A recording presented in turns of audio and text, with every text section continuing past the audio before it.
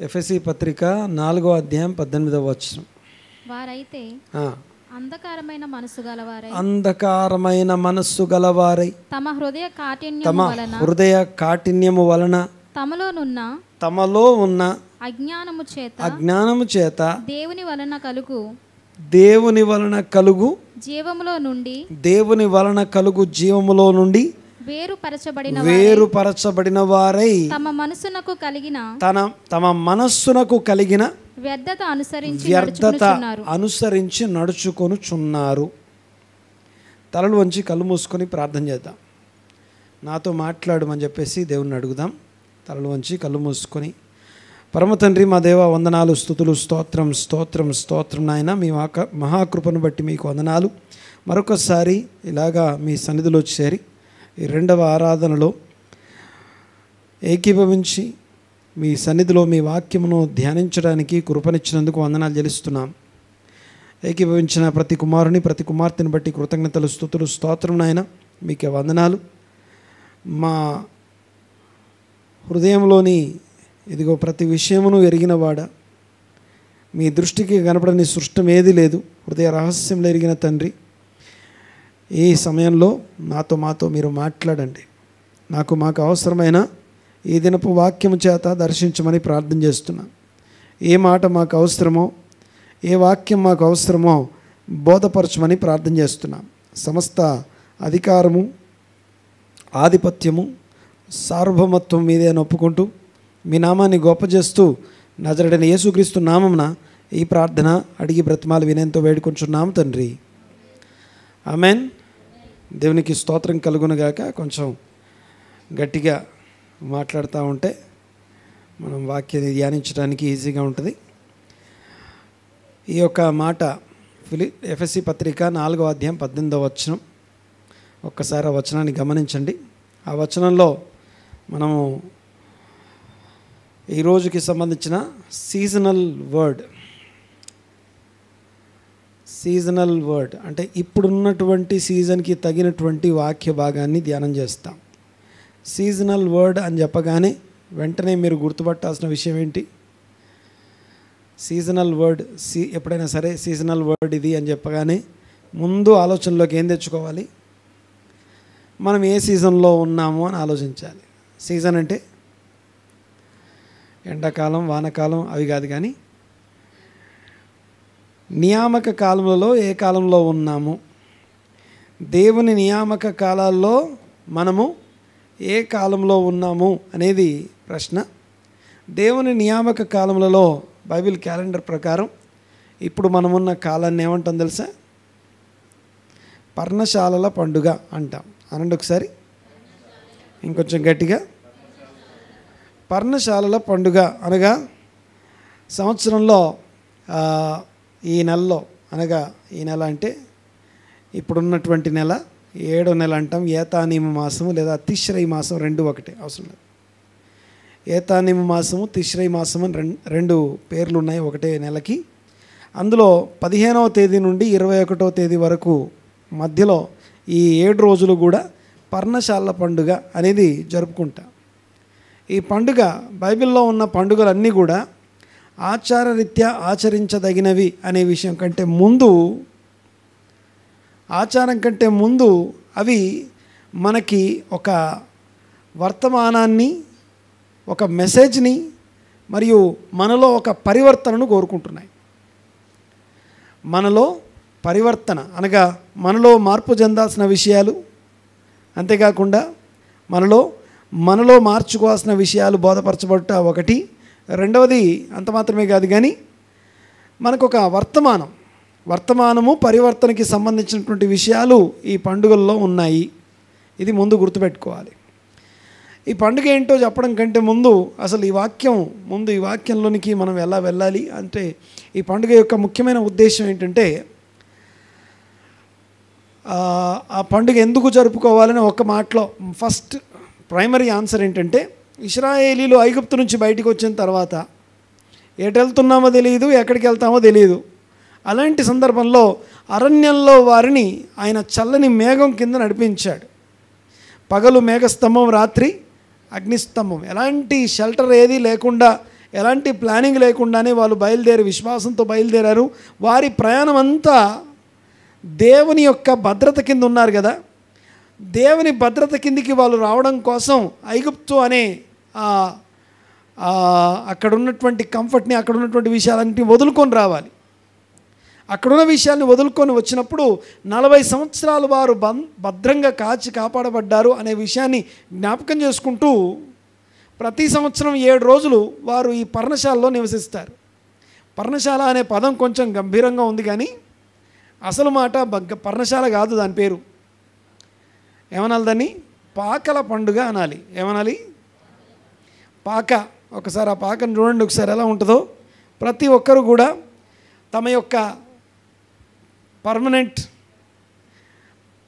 పకడ్బందీగా ఇల్లు కట్టుకుంటాం కదా, ఏమాత్రం డిస్టర్బ్ కాకుండా, వర్షానికి, ఎండకి, వానకి అన్నిటికీ తట్టుకునే, చలికి, భూకంపాలను కూడా తట్టుకునే ఇళ్ళు కట్టుకొని ఉంటాం కదా. అలాంటి ఇండ్లను దాటి బయటికి వచ్చి ఓ 4 గుంజలు బాతి పైన అలాగా ఆకులు పేర్చి ఇలాగ అలంకరించుకొని దీన్ని పాక అంటాం. ఒకటే ఉందామా? సో ఈ పాకలో ఎన్ని రోజులు ఉండాలి? 7 రోజులు ఉండాలి. ఆ 7 రోజులు ఈ పాకలో ఉండటానికి కారణం ఏంటి? ఈ 7 రోజుల ఈ పాక అనుభవం, ఆ పర్ణశాల లేదా పాక అనుభవం ఈ రోజున్న నీకు నాకు ఏం మెసేజ్, ఎలాంటి వర్తమానం ఇస్తూ ఉంది అనేది ప్రాముఖ్యమైనటువంటి విషయం. ఆ పాకలో కూర్చోవడం అంటే పర్మనెంట్గా ఉండి ఇది నాది, ఇది లేకపోతే నేను బ్రతకలేను అనుకునే విషయాలన్నీ వదిలిపెట్టేస్తాం. వదిలిపెట్టి మేము టెంపరరీ అనే స్థితికి చేరుకుంటాం. అయితే ఇందాక చదివిన వాక్యాన్ని ఒకసారి మళ్ళీ చూడండి. ఒకసారి ఎఫెసీ పత్రిక 4వ అధ్యాయం 18వ వచనం. ఎఫెసీ పత్రిక 4వ అధ్యాయం 18వ వచనం. వారైతే అంధకారమైన మనసు గలవారై. అంధకారమైన అంటే చీకటి ఎక్కడుందట? చీకటి ఎక్కడుంది? బయట కాదు, లోపల మనసులో చీకటి ఉంది అంటున్నాడు. మనస్సులో చీకటి ఉంది అని చెప్పబడతా ఉంది. చూడండి ఒకసారి. వారైతే అంధకారమైన మనస్సు గలవారై తమ హృదయ కాఠిన్యమును బట్టి తమలో ఉన్న అజ్ఞానము చేత, అంధకారం మరియు అజ్ఞానం రెండు ఉన్నాయి. అంధకారము అజ్ఞానం చేత దేవుని వలన కలిగే జీవం, దేవుడిచ్చే జీవాన్ని పొందకుండా ఆ జీవంలో నుండి సపరేట్ చేయబడిన వారై తమ మనస్సునకు కలిగిన వ్యర్థత అనండి ఒకసారి. తమ మనస్సునకు కలిగిన వ్యర్థతని అనుసరించి నడుచుకొని వారు. ఓకే, ఇక్కడ చూడండి ఒకసారి. అయితే ఈ పాకల పండుగలో ఈరోజు మనం ధ్యానించేది ఏంటంటే మనస్సునకు కలిగిన వ్యర్థత అనండి ఒకసారి మాట. ఇంకోసారి గట్టిగా. మనస్సునకు కలిగిన వ్యర్థత, హృదయంలో ఉండేటటువంటి అంధకారం, ఆ అజ్ఞానాన్ని అనుసరించడం, వీటన్నిటికీ మూలమై ఉన్నటువంటి ఆ మనస్సునకు కలిగిన వ్యర్థత అంటే అర్థం ఏంటి? ఈ వ్యర్థత మన మనస్సుల్లో ఉందా లేదా అని పరీక్షించుకోవడం కోసం ఈ పాకల పండుగ మనకు ఉపయోగపడుతూ ఉంది. ఎలా ఉపయోగపడుతుందంటే ఈ పాకలో కూర్చొని 7 దినాలు లేదా 8 దినాలు అందాం, 8 దినములు కూడా ఏం చేయాలి? ప్రభు అయిన దేవుని యందు ఉత్సహిస్తూ ఆనందిస్తూ గడపాలి. ఆరాధన చేస్తూ, పాటలు పాడుతూ, ధ్యానం చేస్తూ, ఉత్సహించి సంతోషించి అన్నపానాలు అక్కడ పుచ్చుకోవాలి. అక్కడే షెల్టర్, అక్కడే ఉండాలి. ఆ పాకల్లో ఉంటూ నా దేవుడు నాకు, ఆ పాక అనేది అరణ్యంలో ఇశ్రాయేలు నడిపించినటువంటి మేఘానికి గుర్తు. దేవుని ప్రొటెక్షన్ క్రిందికి వచ్చాం మనం. ఏదో ఐగుప్తులో ఉన్న సిస్టమ్, ఐగుప్తులో ఉన్నటువంటి ప్రొటెక్షన్ ఫోర్సెస్, ఐగుప్తులో ఉన్నటువంటి అవి ఏవి నన్ను ప్రొటెక్ట్ చేయడం కాదు, కానీ ఇక నుండి నన్ను ప్రొటెక్ట్ చేయడానికి దేవుడే చూసుకుంటాడని చెప్పి అరణ్యంలోకి అడుగు పెడితే దేవుడు చూసుకోవడం కోసం ఆ పాకని అనగా ఒక టెంపరరీ షెల్టర్ని ఏర్పాటు చేశాడు. ఆ టెంపరరీ షెల్టర్ మనకు ఎలా ఉపయోగపడుతుందో తెలియజేయడం కోసం రాజైన సొలొమోన్ ఏం చేశారంటే మందిరాన్ని ప్రతిష్ఠించిన తర్వాత ఈ పండుగ కోసం అందరూ యెరూషలేంకి వచ్చారు. ఇంకొక విషయం ఏంటంటే యెరూషలేంలో కనపడవలసినటువంటి ప్రతి పురుషుడు, ఇశ్రాయేలుడైనటువంటి ప్రతి పురుషుడు యెరూషలేంలో కనపడాలి అని చెప్పి 3 పండుగలు ఉన్నాయి, 3 నియామక కాలాలు ఉన్నాయి. ఆ 3 నియామక కాలాల్లో ఒకటి ఈ పర్ణశాల పండుగ. అంటే పర్ణశాల పండుగ వచ్చిందంటే దేవుని సన్నిధిలో మనల్ని మనం కనపరుచుకోవాలి. దేవుని సన్నిధిలో మనం దేవుని చూడడానికి వెళ్ళడం కాదు, మనము దేవుని సన్నిధిలో మనల్ని మనం కనపరుచుకోవడానికి వెళ్తాం. అయితే గమనించండి, ఇక్కడ విషయం ఏంటంటే ఆ దేవుణ్ణి కనపరుచుకోవడం కోసం వెళ్ళే ఆ సందర్భం ఏదైతే ఉందో, అలాంటి ఆ సందర్భం కోసం సొలొమోను రాజు ఏం చేశాడంటే, వాళ్ళందరూ అక్కడ కూర్చొని ఆ పాకల్లో కూర్చొని ఆ పర్ణశాలలో కూర్చొని 7 దినాలు ధ్యానించడం కోసం ఒక మంచి గ్రంథాన్ని రాసిపెట్టాడు. ఏంటి ఆ గ్రంథం తెలుసా? ఏ పుస్తకమై ఉండొచ్చు? ఏ గ్రంథమై ఉండొచ్చు? సొలొమోను రాసిన గ్రంథాలు ఏంటి? ఏమో పాస్టర్ గారు? ప్రసంగి గ్రంథం, పరమగీతము, సామెతలు, ఇంకేమైనా రాశాడా? అక్కడక్కడ కీర్తనలేమో. సరే, మొత్తానికి వీటన్నిటిలోకి ఆ పర్ణశాలలో కూర్చొని ధ్యానించే గ్రంథం ఏమై ఉండొచ్చు? ఆల్రెడీ 2-3 హింట్లు అందిపోయాయి ఇప్పటికే. ప్రసంగి గ్రంథం. ఎందుకు? ఆల్రెడీ మనస్సును కలిగిన వ్యర్థత అన్నాం. ఆ గ్రంథం అంతా ఏముంటుంది? సమస్తం వ్యర్థం అని రాసి ఉంటుంది. సో ఇంతకీ ఆ పాకలో కూర్చొని ధ్యానించాల్సిన 7 దినాలు ధ్యానించాల్సిన అవసరం ఏంటి?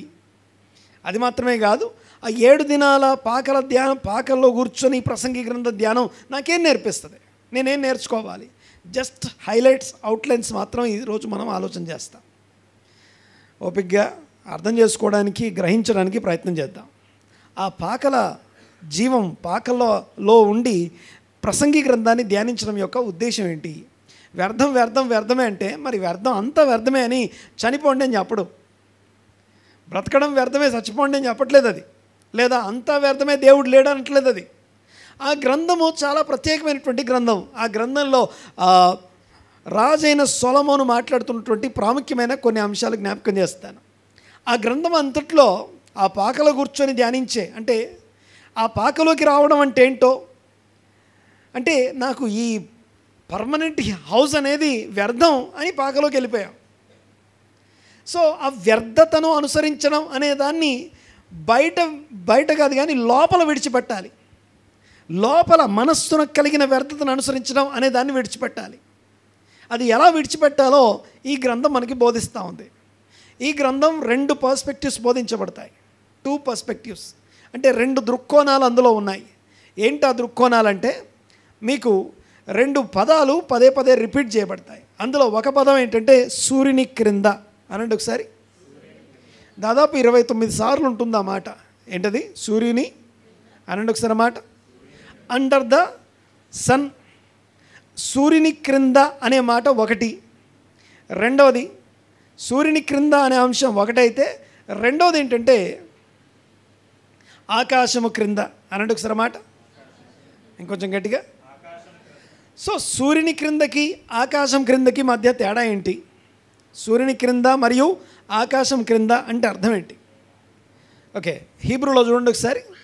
తకత్ హషమేష్ అంటే షమేష్ అనే మాటకి ద సన్ అని అర్థం. తకత్ అంటే క్రింద, అండర్ అని అర్థం. అండర్ ద సన్ అని అర్థం. తకత్ హషమాయిం అంటే ఆకాశము క్రింద అని అర్థం. అండర్ ద హెవెన్స్ అని అర్థం ఇంగ్లీష్లో. ఆకాశము క్రింద అనండి ఒకసారి మాట. ఆకాశము క్రింద అంటే పరలోకం క్రింద అని అర్థం.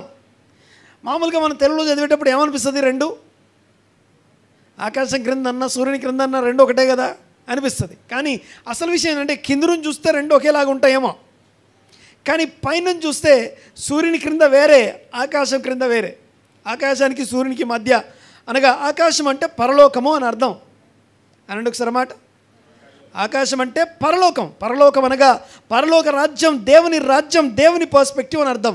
సూర్యుని క్రింద అంటే మనుషుని పర్స్పెక్టివ్ అని అర్థం. మానవుని యొక్క దృక్కోణంలో చూడడం మరియు దేవుని యొక్క దృక్కోణంలో చూడడం అని అర్థం.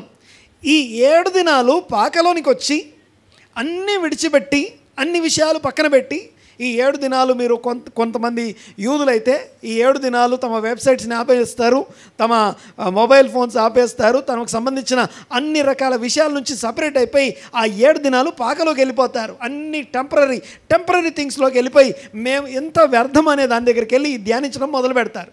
ఏం నేర్చుకోవాలి ఇందులో గమనించండి ఒకసారి. 2 పర్స్పెక్టివ్స్, పాకలో కూర్చొని ధ్యానించే 2 పర్స్పెక్టివ్స్ని ఈ ప్రసంగి గ్రంథం మనకి బోధిస్తుంది. అందులో మొదటి పర్స్పెక్టివ్ సూర్యుని క్రింద అనండి ఒకసారి మాట. ఈ సూర్యుని క్రింద ఏముంది, ఆకాశం క్రింద ఏముంది?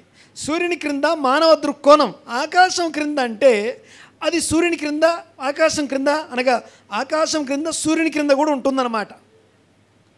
అంటే ఇది ఇంకో రెండు వేరు అంశాలు ఏం కాదు. అంటే సపరేట్ చేసి ఇక్కడ సూర్యుని కింద ఇక్కడ ఆకాశం క్రింద ఏముండదు.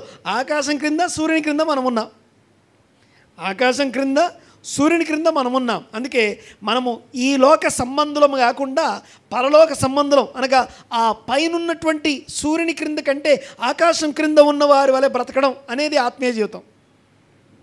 సూర్యుని క్రింద ఏముంది? మొదటిగా గమనించండి ఒకసారి.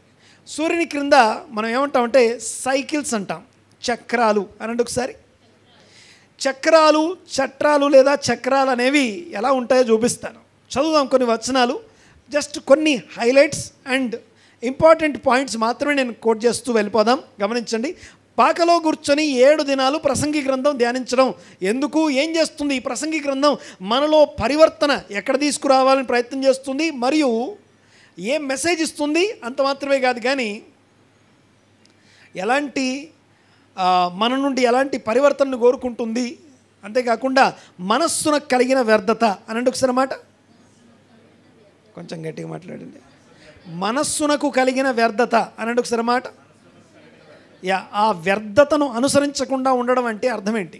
రైట్, చదువుదాం ఒకసారి ప్రసంగి గ్రంథం మొదటి నుంచి. దావీదు కుమారుడును యెరూషలేములో రాజునై ఉండిన ప్రసంగి పలికిన మాటలు. వ్యర్థము వ్యర్థమని ప్రసంగి చెప్పుచున్నాడు. వ్యర్థము వ్యర్థము, సమస్తము వ్యర్థమే. సూర్యుని క్రింద నరుడు పడుచుండు పాటు అంతటి వలన వారికి కలుగుచున్న లాభమేమి? తరము వెంబడి తరము గతించిపోవచున్నది, భూమి ఒక్కటే ఎల్లప్పుడూ నిలుచుచున్నది. సూర్యుడు ఉదయించును, సూర్యుడు అస్తమించును, తాను ఉదయించు స్థలమును మరలా చేరుటకు త్వరపడును. గాలి దక్షిణమునకు పోయి ఉత్తరమునకు తిరుగును, ఇట్లు మరలా తిరుగుచు తన సంచార మార్గమున తిరిగి వచ్చును. నదులన్నీ సముద్రములో పడును, అయితే సముద్రము నిండుట లేదు. నదులు ఎక్కడి నుండి పారి వచ్చినో అక్కడికి అవి ఎప్పుడునూ మరలిపోవును. ఎడతెరిపి లేకుండా సమస్తము జరుగుచున్నది, మనుషులు దాని వివరింపజాలరు. చూచుట చేత కన్ను తృప్తి పొందుకున్నది, వినుట చేత చెవికి తృప్తి కలుగటలేదు. మునుపు ఉండినదే ఇక ఉండబోవునది, మునుపు జరిగినదే ఇక జరగబోవునది. సూర్యుని క్రింద నూతనమైనది ఏదియూ లేదు. ఓకే, చూడండి ఒకసారి. సూర్యుని క్రింద సైకిల్స్ అంటాం, చక్రాలు. ఏమేమి చక్రాలు ఉన్నాయో చూపిస్తాను చూడండి ఒకసారి. 1వ అధ్యాయం అంతా కూడా ప్రకృతి చక్రం అంటాం అనండి ఒకసారి మాట. న్యాచురల్ సైకిల్స్ గురించి 1వ అధ్యాయం మాట్లాడుతుంది. 2వ అధ్యాయం మాట్లాడుతుంది ఒక మనిషికి ఏమేం కావాలో, ఒక మనిషి ఏమేమి ఉంటే బాగుండని హృదయంలో ఆశపడతాడో ఆ డిజైర్స్కి సంబంధించిన సైకిల్స్ 2వ అధ్యాయంలో రాస్తున్నాయి. అలాగా 3వ అధ్యాయంలో కాలచక్రం అంటాం, ప్రతిదానికి సమయం కలదని కాలచక్రాలు రాస్తున్నాయి. తర్వాత 4వ అధ్యాయంలోనేమో రోష కారణం అంటాం అనండి ఒకసారి మాట. రోష కారణం. ఇవి ఇలాగా ఒక్కొక్క అధ్యాయం ఒక్కొక్క లెవెల్ ఆఫ్ సైకిల్స్ గురించి మాట్లాడుతుంది. చూడండి ఒకసారి, జస్ట్ ఎగ్జాంపుల్ మాట్లాడతాం. ముందు 1వ అధ్యాయం సైకిల్స్. ఏ సైకిల్స్ ఇవి? ప్రకృతి చక్రాలు. ఓకే, ప్రకృతి చక్రాల్లో మొదటిది ఏం రాస్తుందంటే అక్కడ 4వ వచనం చూడండి ఒకసారి. ఏం రాస్తుంది అక్కడ? తరము వెంబడి తరము గతించుచున్నది. ఒక తరం వస్తుంది వెళ్ళిపోతుంది, ఇంకో తరం వస్తుంది వెళ్ళిపోతుంది, ఇంకో తరం వస్తుంది వెళ్ళిపోతుంది. తరాలు వస్తున్నాయి పోతున్నాయి, భూమి మాత్రం అలాగే ఉంది స్థిరంగా. అంటే అర్థం ఏంటి? తిరగకుండా ఉండే ఒక షాఫ్ట్, లేకపోతే ఒక కదలకుండా ఉండేది ఒకటి ఉంది, దాన్ని ఆధారం చేసుకొని తిరిగేది ఒకటి ఉందన్నమాట. దీన్నే జనరేషనల్ సైకిల్ అంటాం. జనరేషన్ వెంబడి జనరేషన్ మారుతూ ఉంది, జనరేషనల్ సైకిల్ అంటాం మొదటిది. తర్వాత 2వది ఏంటి? సూర్యోదయం సూర్యాస్తమయం. సూర్యుడు ఎక్కడ ఉదయిస్తున్నాడు? తూర్పున సూర్యుడు ఉదయిస్తున్నాడు. బాగా గమనించండి ఒకసారి. సూర్యుడు ఎక్కడ? తూర్పున ఉదయించిన సూర్యుడు పడమటన అస్తమిస్తున్నాడు. మరలా ఉదయించేటప్పుడు ఎక్కడ ఉదయిస్తున్నాడు? ఇక్కడ అస్తమించిన సూర్యుడు ఇక్కడనే రావట్లేదుగా, మళ్ళీ తూర్పు నుంచి మళ్ళీ సూర్యుడు ఉదయిస్తున్నాడు. అంటే ఇక భూమి తన చుట్టూ దాన్ని తిరుగుతుంది, సైకిల్ అని అర్థం. అంటే రోజులు మారుతున్నాయి, పగలొస్తుంది రాత్రి వస్తుంది, పగలొస్తుంది రాత్రి వస్తుందనే ఈ యొక్క పగటి రాత్రుల చక్రం అని అర్థం. మూడవది ఏం రాస్తుంది? గాలి చక్రం. మూడవది ఏం రాస్తుంది అక్కడ? గాలి. ఏం చక్రం? సూర్యోదయం సూర్యాస్తమేమో తూర్పు పడమలు రాస్తే గాలి గురించి ఏం రాశాడు? గాలి దక్షిణానికి పోద్దట, తర్వాత మళ్ళీ ఉత్తరానికి వస్తుందట, మళ్ళీ దక్షిణానికి పోద్దట, మళ్ళీ ఉత్తరానికి వస్తుందట. అంటే గాలి ఏమో ఇలా తిరుగుతుంది, సూర్యోదయం సూర్యాస్తమయం ఇలా తిరుగుతున్నాయి. తర్వాత చూడండి ఒకసారి, జనరేషన్ ఏమో వస్తూ పోతూ ఉన్నాయి. జనరేషన్లు వస్తూ పోతున్నాయి అన్నంత మాత్రాన ఈ యొక్క భూమి మాత్రం అదేం స్థిరంగా లేదు, అది కూడా తిరుగుతుందని చెప్తున్నాడు. భూమి స్థిరంగా ఉండి జనరేషన్స్ వస్తూ పోతూ ఉన్నాయి, కానీ భూమి మాత్రం స్థిరంగా లేదు, అది కూడా తిరుగుతుందని చెప్తున్నాడు. చెప్తూ సూర్యోదయం సూర్యాస్తమయం, గాలి చక్రాలు, పగటి రాత్రి చక్రం, తర్వాత గాలి చక్రం తిరుగుతూ ఉంది. తర్వాత నెక్స్ట్ మీరు అధ్యాయాలు మాట్లాడుతున్నారు, నేను ఇంకా 1వ అధ్యాయం 2వ వచనం 3వ వచనం మాట్లాడుతున్నాం. చదవమా. నదులన్నీ సముద్రంలో పడుతున్నాయి. నీటి చక్రం అనండి ఒకసారి. ఇవన్నీ ఏం చక్రాలు? ఇవన్నీ ప్రకృతి చక్రాలు. ఇవన్నీ ఏంటివి? ప్రకృతి చక్రాలు. అన్ని సైకిల్స్లో ఉన్నాయి అని అర్థం. గమనించండి ఒకసారి, నేను చెప్పే విషయాన్ని అర్థం చేసుకోవడానికి ప్రయత్నం చేద్దాం. ఆ చక్రాల్లో పడి తిరగట్లేదు మనం, అందులో నుంచి బయటికి రావడం గురించి తెలియకుండానే ఈ చక్రాల్లో మనం ఉంటాం. సింపుల్గా ముందు ఈ మాట చెప్పిన తర్వాత ఇదంతా అర్థం, ఈ ఫిలాసఫీ అంతా అర్థం కాకముందు సింపుల్గా ఒక మాట చెప్తాను నేనండి ఒకసారి. జనరల్గా ఐ హట్ అంటాం. ఏమంటాం? I hot. నేను హర్ట్ అయిపోయాను. అలిగి ఎందుకు హర్ట్ అయ్యామని అడిగితే ఏం చెప్తారు? ఎవరో హర్ట్ చేశారు. ఏమంటే అర్థమవుతుందని మాట్లాడి, ఎవరో హర్ట్ చేశారు. ఆ హర్ట్ చేసిన వాళ్ళ దగ్గర పోయి అడగండి ఒకసారి, నువ్వెందుకు హర్ట్ చేసావంటే ఏమంటారు? చెప్పండి, ఏదో ఒకటి చెప్పండి. అసలు నేను హర్ట్ చేయడం కంటే ముందే నేనే హర్ట్ అయ్యాను, నువ్వెందుకు హర్ట్ అయ్యావు అని చెప్పి మళ్ళీ ఇక్కడికి వచ్చి అడుగుతాం.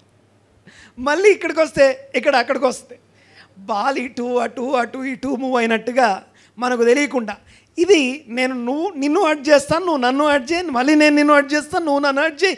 ఈ సైకిల్ అంతట్లో ఎవరైతే దేవుడు నన్ను క్షమించడం కోసం నేను క్షమిస్తానని పక్కకు వస్తాడో చక్రం నుంచి బయటకు వస్తాడు. ఇది అల్టిమేట్ మెసేజ్. సింపుల్గా ఒక మాటలో చెప్పడం కోసం చెప్పాను. అంటే తర్వాత చెప్పబోయే ఫిలాసఫీ ఎంత అర్థం కావడానికంటే ముందు ఈ చిన్న ఎగ్జాంపుల్తో ఈజీగా అర్థమవుతుందని చెప్పాను. దేవునికి స్తోత్రం కలుగునుగాక. హల్లెలూయా.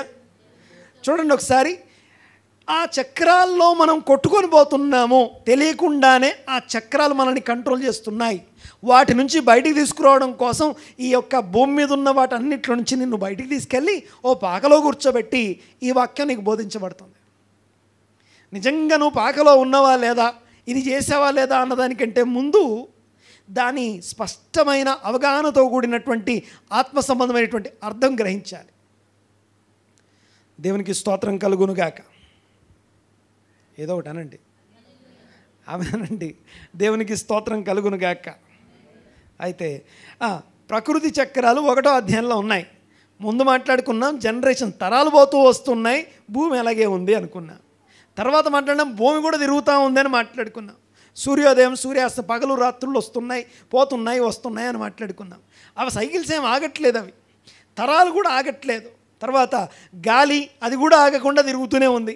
నీకు తెలియకపోవచ్చేమో, నాకు కనపడకపోవచ్చేమో, గాలి కూడా చక్రంలాగా దక్షిణానికి ఉత్తరానికి తిరుగుతూ ఉంది. తర్వాత నీళ్ళన్నీ పోయి ఎక్కడ పడుతున్నాయట? నదుల్లో ఉన్న నీళ్ళన్నీ పరిగెత్తుకుంటూ ఎవరో తరిమినట్టుగా పోయి ఎక్కడ పడుతున్నాయి? సముద్రంలో పడుతున్నాయి. కానీ అక్కడ ఏం రాశాడంటే, కానీ సముద్రం నిండిపోవట్లేదట. సముద్రం నిండట్లేదు, ఎందుకో మరి అర్థం కావట్లేదు. ఈ నీళ్ళన్నీ పోయి ఎక్కడికి పోతున్నాయి అర్థం కావట్లేదు. ఎందుకంటే మళ్ళీ ఆ సముద్రంలో నీళ్ళన్నీ ఆకాశంలోకి ఎక్కి మళ్ళీ వర్షం కురుస్తూ ఉంది. దీన్ని ఏమంటాం? ఏం చక్రం ఇది? తల ఒకటి అన్నారు. ఏం చక్రం ఇది? నీటి చక్రం. ఓకే, గాలి చక్రం, నీటి చక్రం, ఇక భూమి అనే చక్రం, అన్ని చక్రాలు ఒకదాన్ని ఆధారం చేసుకొని, ఒక కేంద్రకాన్ని ఆధారం చేసుకొని తిరుగుతూ ఉన్నాయి. అయితే అలాంటి మంటిలోనికి, అలాంటి తరములోనికి, అలాంటి వాటిలోనికి దేవుడు నిన్ను నన్ను పంపించాడు. ఆకాశం క్రింద అనండి ఒకసారి. దేవుని రాజ్యము ఈ చక్రాల్లో నువ్వు పడిపోకుండా దేవుని వాక్యం నీకు బోధిస్తుంది. దేవుని ధర్మశాస్త్రం, దేవుని వాక్యం, ఆ వాక్యమై ఉన్న క్రీస్తు వాటిలో నుంచి నిన్ను విడిపించి ఆ మనస్సును కలిగిన వ్యర్థత. అందుకే సూర్యుని క్రింద ఉండే ఈ చక్రాలన్నీ వ్యర్థం వ్యర్థం వ్యర్థం అన్నమాట. ఆ వ్యర్థమైన సైకిల్లో తెలియకుండా పడి దొర్లుతూ తిరుగుతూ ఉన్నాం. అలా తిరుగుతున్నటువంటి ఆ వ్యర్థత నుంచి బయటికి రావడం కోసం ఈ గ్రంథం మనతో మాట్లాడుతుంది. దేవునికి స్తోత్రం కలుగునుగాక. ఇంకా చూద్దాం ఒకసారి, చదవమా, కంటిన్యూ. నదులన్నీ సముద్రంలో పడును, అయితే సముద్రము నిండుట లేదు. నదులు ఎక్కడ నుండి పారి వచ్చినో అక్కడికి అవి ఎప్పుడూనూ మరలిపోవును. ఎడతెరిపి లేకుండా సమస్తము జరుగుచున్నది, మనుషులు దాన్ని వివరింపజాలరు. చూచుట చేత కన్ను తృప్తి పొందుకున్నది, వినుట చేత చెవికి తృప్తి కలుగుట లేదు. ఎన్ని చూసినా కళ్ళకి తృప్తి కలగట్లేదట. ఎన్ని విన్నా చెవు ఇంకా చాలా అనట్లేదట. మొబైల్ తీస్తాం, ఆ రీల్స్ అవి తీస్తాం, షార్ట్స్ తీస్తాం, పోతూ ఉంటాయి కదా, పైకి అనే కొద్దీ పోతూనే ఉంటాయి. ఎంత చూసినా కన్ను తృప్తి పడట్లేదు, ఎంత విన్నా చెవి తృప్తి పడట్లేదట. ఇవి మన రోజువారీ జీవితంలో కన్ను తృప్తి పడట్లేదు అంటే జరుగుతున్న విషయాలు, వార్తల చక్రం అంటాం దాన్ని, న్యూస్ అన్నమాట. హిస్టరీ ఆర్ న్యూస్ అని అర్థం. చరిత్ర చక్రం అన్నమాట. చరిత్ర చక్రం కొనసాగుతూనే ఉంది. దాన్ని వినడానికి చెవులు చాలనట్లేదు, చూడడానికి కన్నులు చాలనట్లేదు, తృప్తి పడట్లేదట. అంటే సైకిల్ ఎప్పుడు కూడా కరెక్ట్ పోతూనే ఉంది అని అర్థం. తర్వాత ఇంకో మాట రాస్తుంది, నెక్స్ట్ ఏం రాస్తుందంటే ముందు జరిగినదే మళ్ళీ వస్తుందట, జరిగిపోయినదే మళ్ళీ వస్తుందట. అంటే ఒక సైకిల్ తిరుగుతుంది అంటే ఇప్పుడు టైం 12 అయింది, మళ్ళీ ఇంకోసారి 12 అవుద్ది, మళ్ళీ చక్రం అక్కడికే వచ్చిందిగా. ముందు జరిగిందే మళ్ళీ జరుగుతుందంటే దాని అర్థం అదే కదా. చూడండి ఒకసారి, చదవమా, కంటిన్యూ చేయ ఒకసారి. మునుపు ఉండినదే ఇక ఉండబోవునది, మునుపు జరిగినదే ఇక జరగబోవునది. సూర్యుని క్రింద నూతనమైనది ఏదీ లేదు, ఇది నూతనమైంది అని ఒకదాని గురించి ఒకడు చెప్పును. ఒక్కసారి రండి ఒకసారి. ఇది నూతనమైంది అని ఒకదాని గురించి ఒకరు చెప్తారట. ఎవరు చెప్తారు? ఇది నూతనమైంది ఒకటి కనిపెట్టానని ఎవరు చెప్తారు? ఒకటి కొత్తది కనిపెట్టానని చెప్పుకుంటాం మనం. ఆ కొత్తది కనిపెట్టాను అని చెప్పే వాళ్ళందరూ కూడా ఆ యొక్క ఇన్వెన్షన్స్ అంటాం, సైకిల్ ఆఫ్ ఇన్వెన్షన్. కొత్త కొత్తవి వస్తూనే ఉంటాయి రోజు. ఇది వచ్చింది అనగానే ఇంకోటి వస్తుంది, అది వచ్చింది అనగానే ఇంకోటి వస్తుంది. దాన్ని అలవాటు చేసుకొని, దాన్ని అర్థం చేసుకునే లోపు ఇంకోటి వచ్చి కూర్చుంటుంది. అయితే ఇక్కడ ఒక విషయం ఏంటంటే, ఆ కొత్తవి కనిపెట్టే వాళ్ళందరూ సైంటిఫిక్గా కానీ లేకపోతే ఇన్వెన్షన్స్ ఏవైతే ఉన్నాయో కొత్తవి కనిపెడుతున్నారు, మంచిదే. వాళ్ళే ఇంకో మాట చెప్తారు. ఏంటో తెలుసా? సూర్యుని క్రింద పదార్థము సృష్టించబడదు, నాశనం కాదు. ఓకే, తెలుసు కదా ఈ మాట. సైన్స్ ఏం చెప్తుంది? సూర్యుని క్రింద అంటే ఈ విశ్వంలో పదార్థము సృష్టించబడదు మరియు నాశనం కాదు. అంటే అర్థం ఏంటి? పదార్థం కొత్తది సృష్టించబడదు, నాశనం కాదు. మళ్ళీ ఈయన వచ్చి కొత్తది తీసుకొచ్చి ఇది కొత్తది అని చెప్తాడు, ఇది కొత్త ఇన్వెన్షన్ అని చెప్తా. అంటే కొత్తది అని చెప్తాం, కానీ అది ఆల్రెడీ ముందే ఉన్నది అంటున్నాడు. అదే మాట అక్కడ రాస్తుంది, చదవమా. మునుపు ఉండినది ఇక ఉండబోవునది. 10వ వచనం చదువు. సూర్యుని క్రింద నూతనమైనది ఏది, ఇది నూతనమైనదని ఒకని దాని గురించి ఒకడు చెప్పును, అదియును మనకు ముందుండిన తరములో ఉండిన. అది కూడా ముందు ఉన్నదే ఉన్నదట. నెక్స్ట్, దేవునికి స్తోత్రం కలుగునుగాక. ఇవంతా కూడా ఏ అధ్యాయం ఇదంతా? 1వ అధ్యాయం. ఈ 1వ అధ్యాయం అంతా సూర్యుని క్రింద ఉన్నటువంటి ఏ చక్రాల గురించి రాస్తుందండి? ఏ చక్రాలు అవన్నీ? మాట్లాడండి. ప్రకృతి చక్రాలు అనగా న్యాచురల్గా ఈ చక్రాలు ఉన్నాయి. ఈ న్యాచురల్ చక్రాలు కాకుండా, ఇవే కాకుండా ఇంకా వేరే కూడా ఉన్నాయి. 2వ అధ్యాయం మాట్లాడుతుంది. ఈ 2వ అధ్యాయం ఎలాంటిదంటే ద సైకిల్ ఆఫ్ డిజైర్స్ అంటాం. Cycle of desires. ఈ గ్రంథం రాసిన ఆయన ఎవరు? సొలొమోన్. ఏదో కొంచెం మిడిమిడి జ్ఞానం ఉన్నోడు కాదు, మహజ్ఞాని అంటాం. అద్భుతమైనటువంటి జ్ఞానాన్ని పొందుకున్నటువంటి వ్యక్తి. అలాంటి ఆయన తను అన్నాడట, తన హృదయంతో అన్నాడట. చదవం ఒకసారి 2వ అధ్యాయం 1వ వచనం. కానీ నిన్ను సంతోషము చేత సంతోషము చేత నిన్ను శోధించి చూతును అని నీవు మేలును అనుభవించి చూడమని నేను నా హృదయముతో చెప్పుకుంటుని. హృదయాన్ని అన్నాడట, నేను నిన్ను శోధిస్తాను అన్నాడట. ఎవరెవరిని శోధిస్తారు? అందరు ఉన్నారు ఇక్కడ, కొద్దిగా మాట్లాడండి. ఏమన్నాడు ఆయన? దేంతో అన్నాడు? నేను చెప్పాలి, చెప్పండి. ఏమన్నాడు? హృదయంతో అన్నాడట. ఏమన్నాడు? అయినా సౌండ్ రాట్లే. నేను నిన్ను శోధిస్తారట. నా హృదయంతో చెప్పుకున్నాడట. అంటే ఆయన దగ్గర ఉన్నంత డబ్బులు, ఆయన దగ్గర ఉన్నటువంటి ఆస్తిపాస్తులు అన్నీ ఆయన దగ్గర ఉన్నాయి. ఎంత ఉన్నాయంటే ఈ హృదయంతో ఏం కావాలో అడుగు, నేను నిన్ను శోధిస్తాను అన్నాడట. నేను నిన్ను శోధిస్తాను అని చెప్పడం ఇది ఆయనకు ఒక్కడికే సాధ్యం. ఎందుకంటే హృదయం అడిగినవన్నీ మనం ఇవ్వలేము దానికి. కానీ ఆయన ఇవ్వడం కోసం హృదయాన్ని శోధించి, ఎందుకంటే హృదయం ఒకవేళ ఇక చాలంటదేమో, ఇంకా చాలు నాకు ఈ జీవితానికి అంటదేమో అని చెప్పి దానికోసం అది అడిగినవన్నీ ఇచ్చుకుంటూ వెళ్ళిపోయాడట. దీన్ని ఏమంటామంటే, ఏమని చెప్పాను? 2వ అధ్యాయం అంతా దేని గురించి రాసింది? Cycle of desires. హృదయంలోని ఆశలు, హృదయంలోని ఆ యొక్క ఆశలు ఉన్నాయి చూసారా, వాటి సైకిల్. ఆ సైకిల్ అంతా 2వ అధ్యాయం రాస్తుంది. 2వ అధ్యాయంలో ఆ హృదయం ఏమేమి అడిగిందో చూడండి ఒకసారి, దానికి ఏమేమి ఇచ్చాడో చూడండి ఒకసారి. చదువుదాం ఒకసారి 2వ అధ్యాయం. అలాగే మొత్తం 12 అధ్యాయాలు ఏం చదివాను, జస్ట్ 4-5 చూసుకొని క్లోజ్ చేసుకుందాం. Next continue. నవ్వుతో నీవు వెర్రిదానివనియు సంతోషముతో నీ చేత కలిగినది ఏమి అని నేనంటిని. ఓకే, సంతోషాన్ని ఏమంటామంటే నవ్వుతోనే ఛాలెంజ్ చేశాడట. హృదయంతోనే అన్నాడట, నేను నిన్ను శోధిస్తాను అన్నాడట. హృదయాన్ని నేను శోధిస్తాను, సంతోషాన్ని అంటే సంతోషాన్ని, హృదయాన్ని, నవ్వును జయించాలనుకున్నాడు. కానీ కుదరలేదు ఆయనకి, అంత వ్యర్థం అంటాడు. సూర్యుని క్రింద హృదయాలోచనలు. కంటిన్యూ చేద్దాం ఒకసారి, చదువు. నా మనసు ఇంకను జ్ఞానమును అనుసరించుచుండగా ఆకాశము క్రింద తాము బ్రతుకు కాలమంతయు మనుషులు ఏమి చేసి మేలు అనుభవిస్తారో చూడవలనని తలంచి నా దేహము ద్రాక్షారసము చేత దేహాన్ని ద్రాక్షారసము చేత మత్తిలో చేసుకోవడం, మతిహీనత యొక్క సంగతి అంతయు గ్రహింతుననియు నా మనసులో నేను యోచన చేసుకున్నాను. నెక్స్ట్, నేను గొప్ప పనులు చేయబూనుకుంటుని. గొప్ప పనులు చేద్దామని అందరం అక్కిలు కూడా కట్టుకోలేము, కానీ ఈయన చాలా ఇండ్లు కట్టుకున్నాడట. ఇండ్లు కట్టుకున్నాడని రాస్తుంది. తర్వాత అందరూ తోటలు వేసుకుంటారు, ఈయన ద్రాక్ష తోటలు నాటించాడు. తర్వాత నెక్స్ట్ 5వ వచనం. నా కొరకు తోటలను శృంగార వనములను. మనం వెళ్తే పబ్లిక్ పార్క్కి వెళ్తాం, ఈయన పార్కులు కట్టించుకున్నాడు. ఆయన పార్కులే ఉన్నాయి ఆయనకి.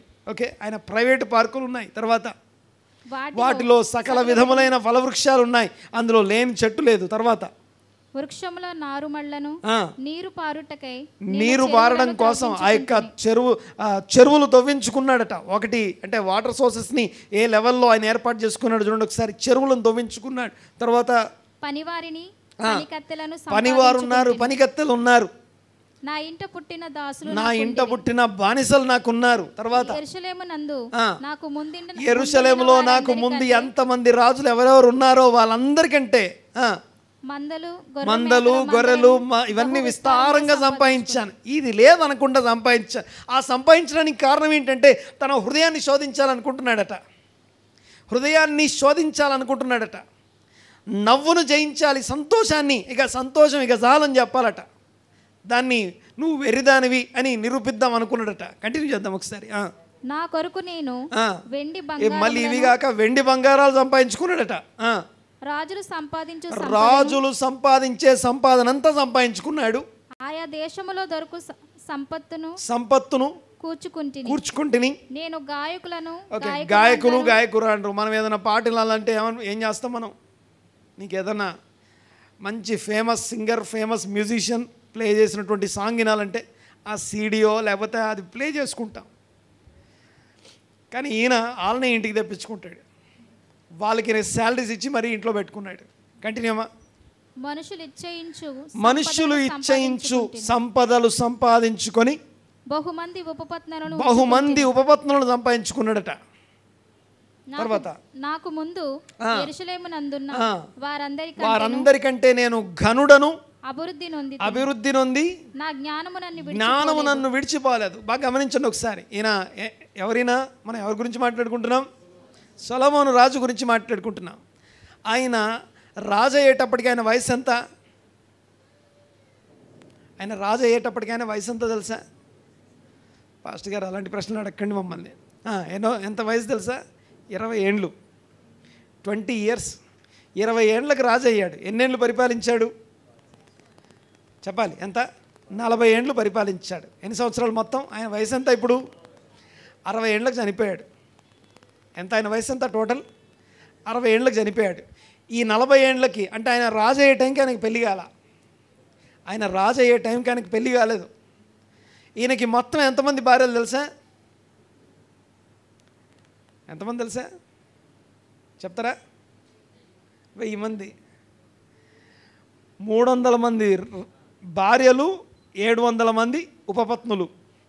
ఈ పెళ్ళిళ్ళన్నీ ఏదో మామూలు పెళ్ళిళ్ళు కాదు, మనం చేసుకున్న పెళ్ళిళ్ళు అంటే పెళ్ళిళ్ళు కాదు. జస్ట్ కవనెంట్, పొలిటికల్ మ్యారేజెస్ అంటాం వాటిని. రాజ్యాలతో దౌత్య సంబంధాల కోసం పెళ్ళిళ్ళు జరిగాయి. నువ్వు నాకు బానిస కాదు, నేను నీకు బానిస కాదు, మన ఇద్దరం వియ్యం పొందుదాం అని రాజ్యం వియ్యం పొందుతా అన్నమాట. ఓకే, ఒక్కసారి 1000ని 40 సంవత్సరాలకు డివైడ్ చేయండి. యావరేజ్గా ఎన్ని పెళ్ళి, ఒక సంవత్సరానికి ఎన్ని పెళ్ళిళ్ళు చేసుకున్నాడో చూద్దాం. ఉన్నారా ఇక్కడ అందరూ? నాకు క్వశ్చన్ అర్థమైందా? 1000ని 40 సంవత్సరాలకు డివైడ్ చేస్తే ఎంత? సంవత్సరానికి ఎన్ని పెళ్ళిళ్ళు? 25 పెళ్ళిళ్ళు. నెలకెన్ని? నెలకి 2. పక్షానికి ఒక పెళ్ళి చేసుకున్నాడు అనమాట యావరేజ్గా. అంటే ఆలోచించండి ఒకసారి, పక్షానికి ఒక మ్యారేజ్ చేసుకున్నాడు అంటే ఆలోచించండి ఒకసారి. ఆయనకి అంటే తన మనస్సు కోరినవన్నీ, తన హృదయాన్ని సంతోషపెట్టడం కోసం దీన్ని ఏమంటామంటే desires, the cycle of desires అంటాం. మొదటి అధ్యాయం అంతా కూడా ప్రకృతి చక్రాల గురించి రాశాడు.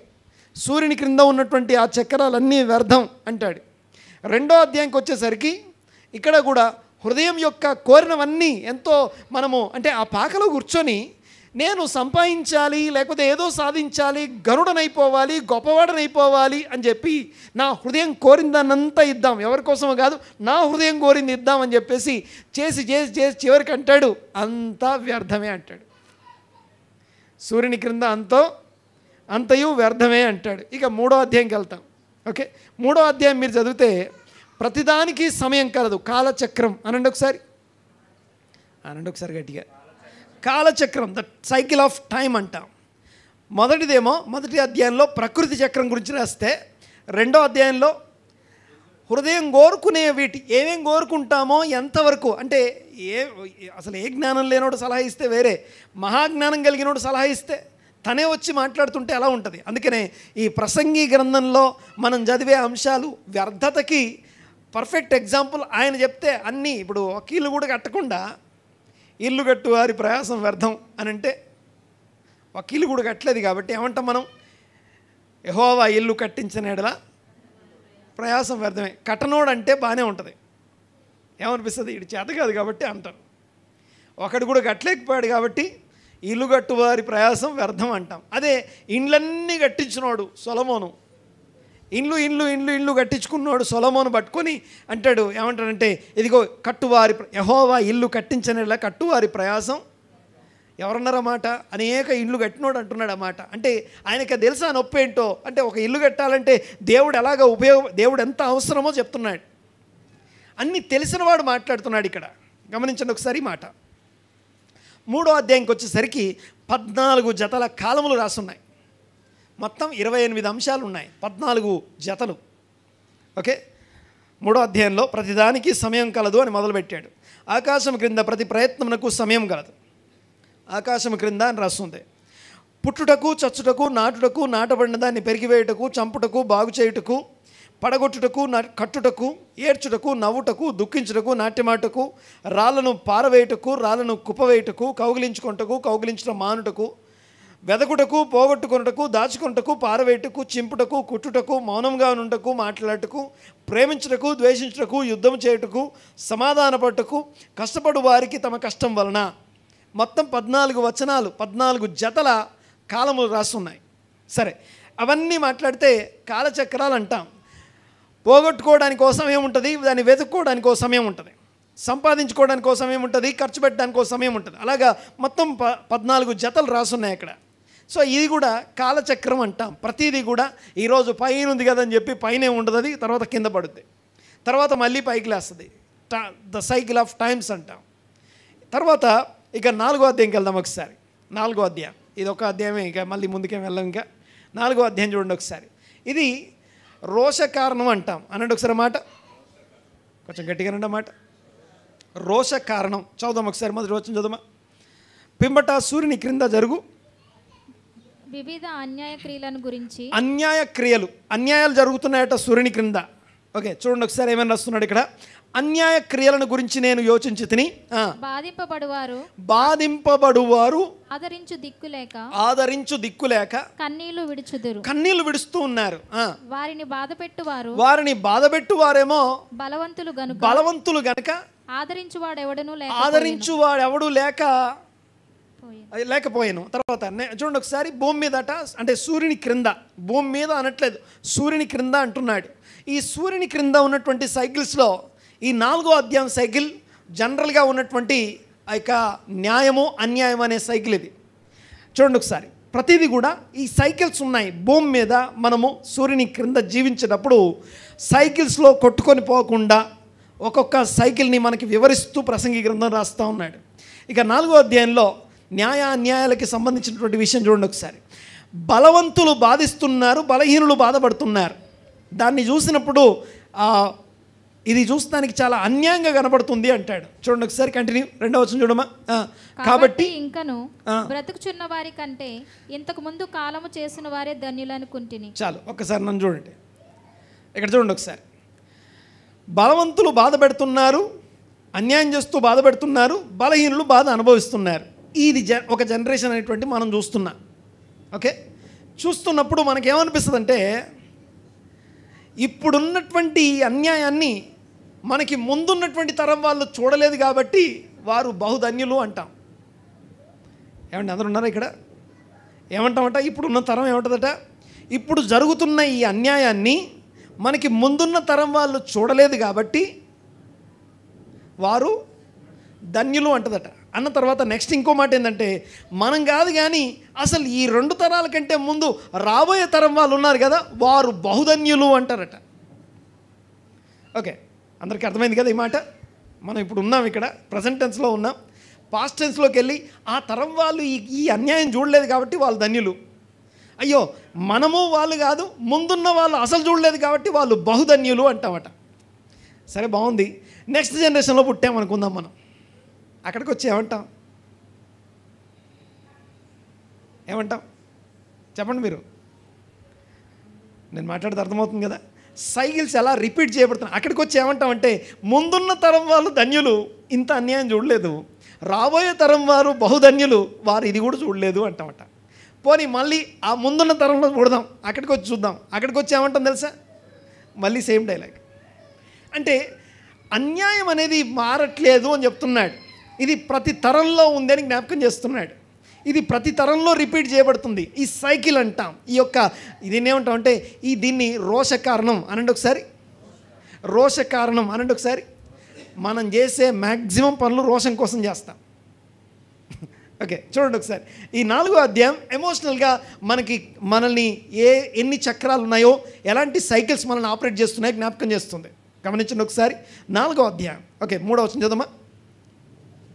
ఇంకను పుట్టినవారు సూర్యుని క్రింద జరుగు అన్యాయపు పనులు చూచి ఉండని హేతు చేత ఈ ఉభయుల కంటే వారు ధన్యులు అని అంటమాట. తర్వాత నెక్స్ట్ 4వ వచనం.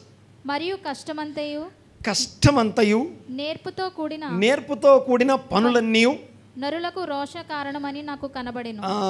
రోష కారణం అనండి ఒకసారి మాట. పోయి కష్టపడి స్కిల్ నేర్చుకుంటాం. ఎవరికి రాంది మనం నేర్చుకుంటాం. కోర్సులు చేస్తాం అనుకోండి, లేకపోతే ఎక్సర్సైజ్ చేస్తాం అనుకోండి, లేకపోతే ప్రాక్టీస్ చేస్తాం అనుకోండి, నేర్చుకుంటాం, కష్టపడతాం.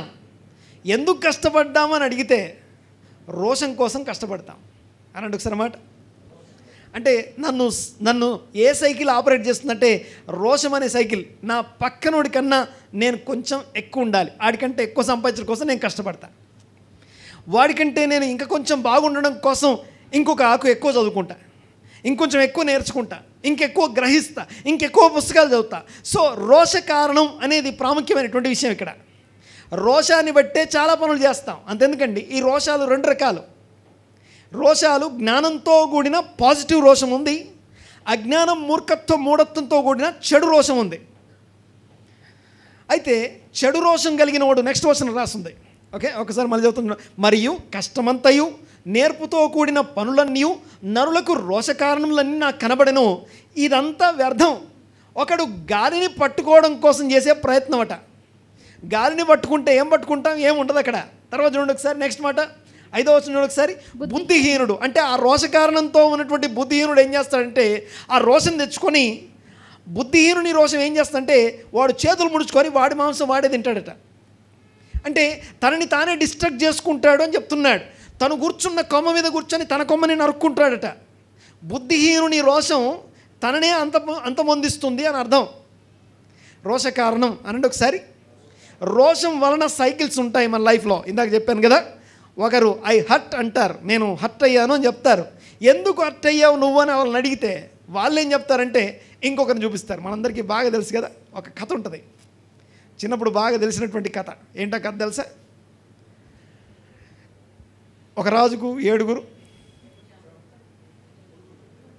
కొడుకులు. వాళ్ళు 7 వెళ్ళి వేటకెళ్ళారు. వేటకెళ్ళి ఏం చేశారు? 7 చేపలు తెచ్చారు. 7 చేపలు ఏమయ్యాయి? అన్నీ ఎండాయి. ఒక చేప ఎండలేదు. ఎందుకు ఎండలేదు? చేప ఎందుకు ఎండలేదంటే ఏం చెప్పిందట? గడ్డివాము అడ్డం వచ్చింది. గడ్డివాము ఎందుకు అడ్డం వచ్చింది? ఆవు మేయలేదు. ఆవు ఎందుకు మేయలేదంటే పనివాడు దాన్ని విప్పలేదట. పనివాడు ఎందుకు, జీతగాడు ఎందుకు విప్పలేదని అడిగితే అన్నం పెట్టలేదట. ఎందుకు పెట్టలేదని అడిగితే చెప్పాలి. బాబు ఏడుస్తున్నాడు, చిన్నోడు ఏడుస్తున్నాడు. చిన్నోడు ఎందుకు ఏడుస్తున్నాడంటే చీమ కుట్టింది. చీమ ఎందుకు కుట్టిందంటే చీమ ఎందుకు కుట్టింది? ఆ బుడ్డోడు, ఆ చిన్నోడు వచ్చి దాని పుట్టలో వేలు పెట్టాడట. ఎవరో ఎక్కడో చిన్న విషయం. అలాగే మన జీవితంలో కూడా తెలియకుండా రోష కారణం అంటాం. ఈ రోష కారణం అనే సైకిల్ ఏం చేస్తుంటే నేను హర్ట్ అవుతాను. నేను ఎందుకు హర్ట్ అయ్యానంటే అవుట్ చేసిన వాళ్ళు ముందే హర్ట్ అయ్యారు. వాళ్ళు ఎందుకు కట్టారంటే మళ్ళీ ఇక్కడికే వస్తుంది, మళ్ళీ అక్కడికి వెళ్తుంది, మళ్ళీ ఇక్కడికి వస్తుంది. సో ఈ సైకిల్లో ఆ చక్రంలో చుట్టుకొని బుద్ధిహీనతనేమో మనల్ని మనమే డిస్ట్రాక్ట్ చేసుకుంటాం. బుద్ధిహీనమైనటువంటి రోషం మనల్ని మనమే డిస్ట్రాక్ట్ చేస్తుంది, అది వ్యర్థం. అయితే బుద్ధి కలిగిన రోషం వేరే ఉంది. ఉదాహరణకి ఒక మాట చెప్తాను, ఇంకో రోషం గురించి చెప్తాను. పాజిటివ్ రోషం ఉంది బైబిల్లోనే. ఈ పాజిటివ్ రోషం ఏం చెప్తుందంటే ఆకాశము క్రింద అంటేనేమో పరలోక రాజ్యం క్రింద అని అర్థం. సూర్యుని క్రింద అంటేనేమో న్యాచురల్ అనగా ఈ యొక్క ప్రకృతి సంబంధమైనటువంటి ఈ లోక సంబంధం, వరల్డ్ అని అర్థం. వరల్డ్కి లోకరాజ్యం, ఈ భూమి మీద ఉన్నటువంటి లోకరాజ్యం అనే దానికి, పరలోకంలో కింద ఉన్నటువంటి దేవుని రాజ్యం అనే దానికి మధ్య తేడా అని మనం నేర్చుకుంటున్నాం. ఓకే, పరలోక రాజ్యము మరియు లోకరాజ్యం 2 వేరు కాదు, అంటే 2 సపరేట్గా లేవు. దేవుని రాజ్యం కింద, దేవుని రాజ్యం లోపల క్రింద ఈ లోకరాజ్యం ఉంది. ఆ లోకరాజ్యంలో అంటే ఆకాశం క్రింద, సూర్యుని క్రింద మనం ఉన్నాం. ఈ సూర్యుని క్రింద ఉన్నటువంటి మనం ఈ సూర్యుని క్రింద జరిగే వ్యర్థతని, మనస్సునకు కలిగిన వ్యర్థతని జయించి అధిగమించి దానిని తప్పి ఎక్కడికి వెళ్ళాలంటే పరలోక రాజ్య సంబంధమైనటువంటి పౌరులుగా జీవించడం కోసం ఈ గ్రంథం మనకి హెల్ప్ చేస్తుంది. ఆమేన్. చూడండి ఒకసారి. అయితే బుద్ధిహీనుడు ఏం చేస్తాడంటే అదే రోషంతో తన చేతులు ముడుచుకొని తన మాంసాన్ని తనే భక్షిస్తాడు. అనగా తను కూర్చున్నటువంటి కొమ్మ మీద కూర్చొని తనను తానే నరికేసుకుంటాడు. అయితే పాజిటివ్ రోషం గురించి చెప్తాను. ఇశ్రాయేలీలు తొట్టుబడితే అన్ని జనులకి, ఎవరు మాట్లాడట్లేదు, అన్ని జనులకి ఏం కలిగిందట? నీకు నాకు రక్షణ కలిగిందంటే ఎందుకు కలిగింది తెలుసా?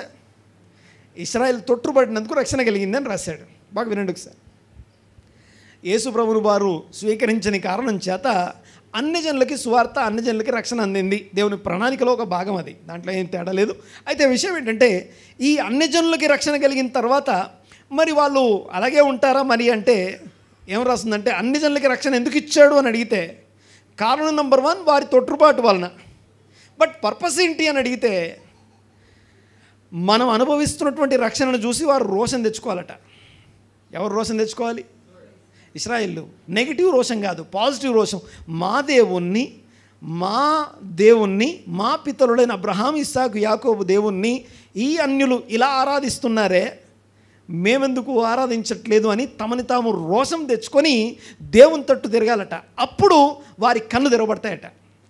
అన్నీ వాళ్ళకి ఎందుకు యేసుప్రభు వాళ్ళకి పార్షియల్ బ్లైండ్నెస్ అంటాం అనంటే ఒకసారి మాట. కొంత మట్టుకు కనపడట్లేదని రాసి ఉంటుంది. కొంత మట్టుకు దృష్టి లేదు వాళ్ళకి, అన్నీ కనపడతాయి. యేసే క్రీస్తు అన్నది ఒకటే కనపడదు వాళ్ళకి. ఇశ్రాయేల్కి అన్నీ కనపడతాయి, ఒక్క యేసే క్రీస్తు తప్ప అన్నీ కనపడతాయి. ఇప్పుడు కూడా పర్ణశాల పండుగ ఆచరిస్తూనే ఉన్నారు అక్కడ.